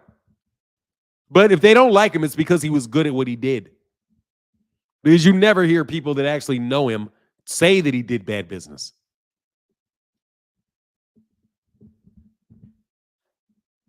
But you guys don't want to do a business with a guy with a reputation like that. You'd rather go do business with you'd rather go do that with a secondhand Saudi warlord.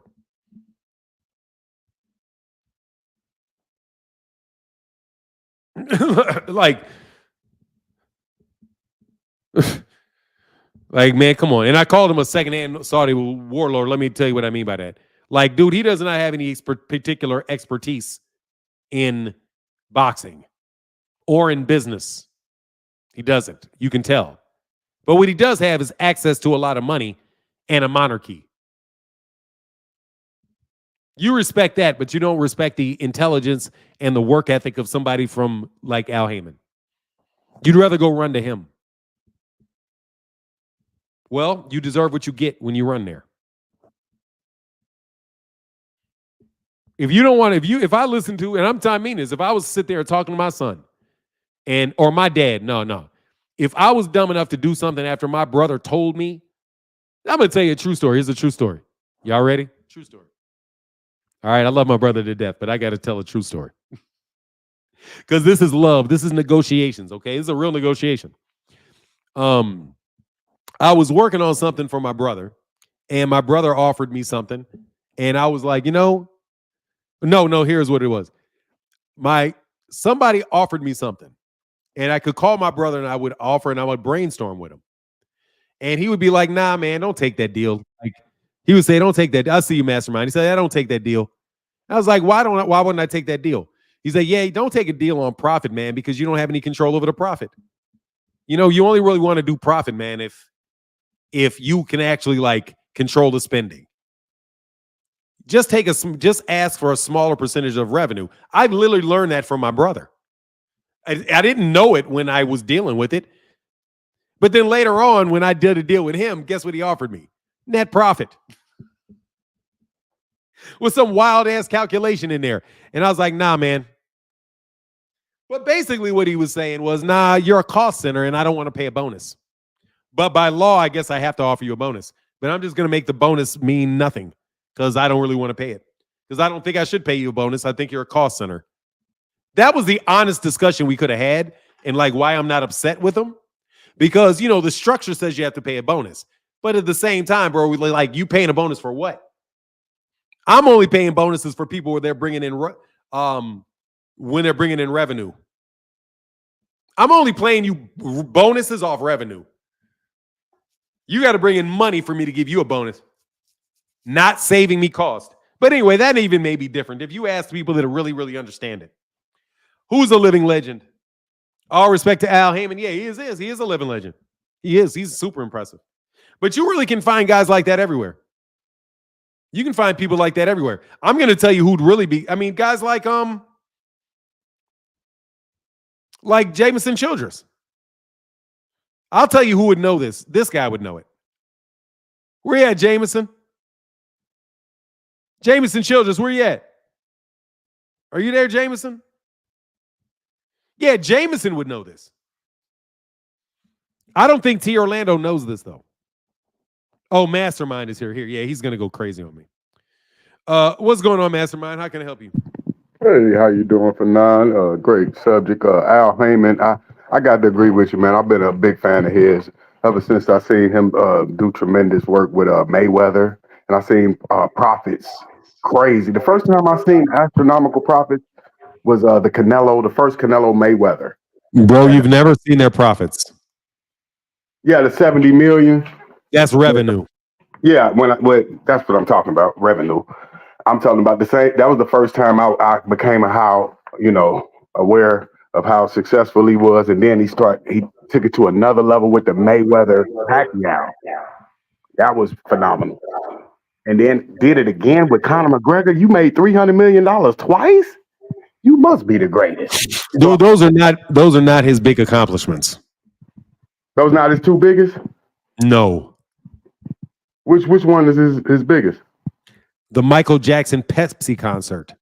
Oh no, I was talking about boxing. No, yeah, you're right. Well, I'm talking about Al Heyman, so you can't. Yeah, you're right. I'm just telling you about when I got aware of Al Heyman. Yeah, of course that's not his best. I'm just saying I like what he did to a boxing. Show me somebody that did what he did in boxing.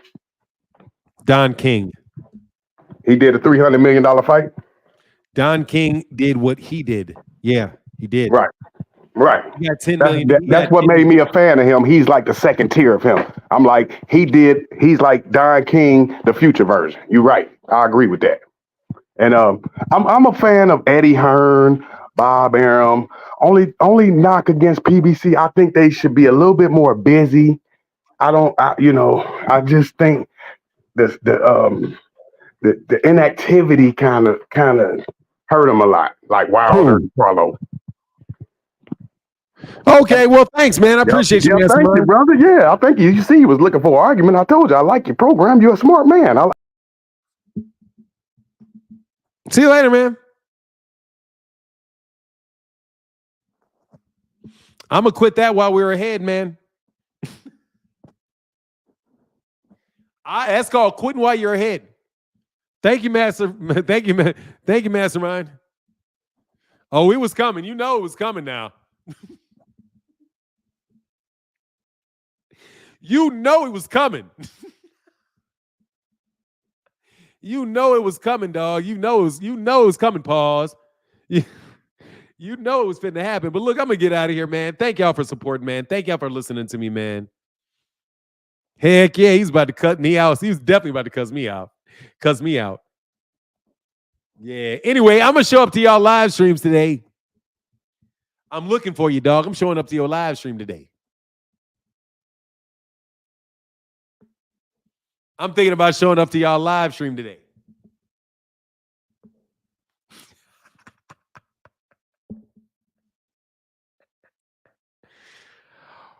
Woo! Can everybody say before we leave? Net profit versus gross revenue. What?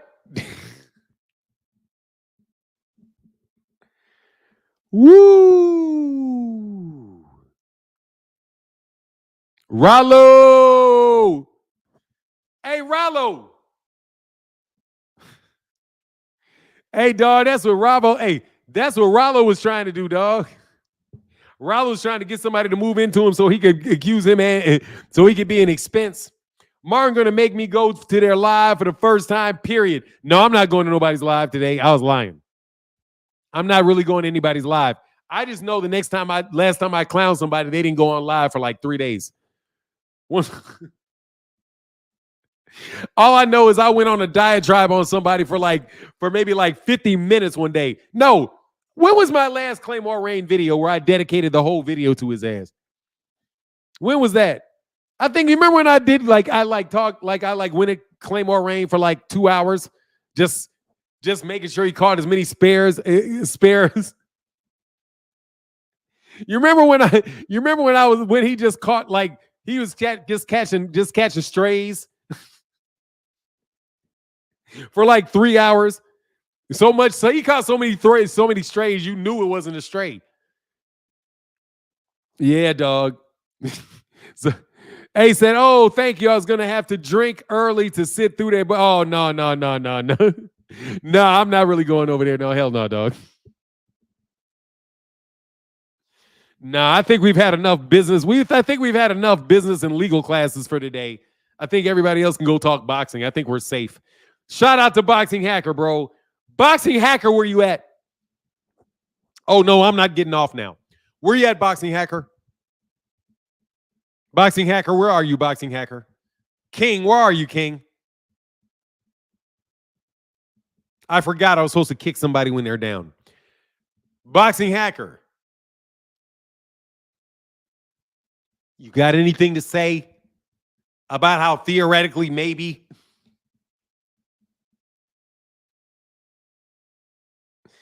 Oh, Boxing Hacker's here on an alternative. Oh, yeah, you know he is. Hey, where you at, Frequent Flyer?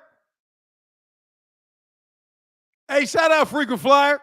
Boy, hey, these dude, hey, if you Haney bots thought I would stop kicking y'all when y'all left, oh, what a mistake you made.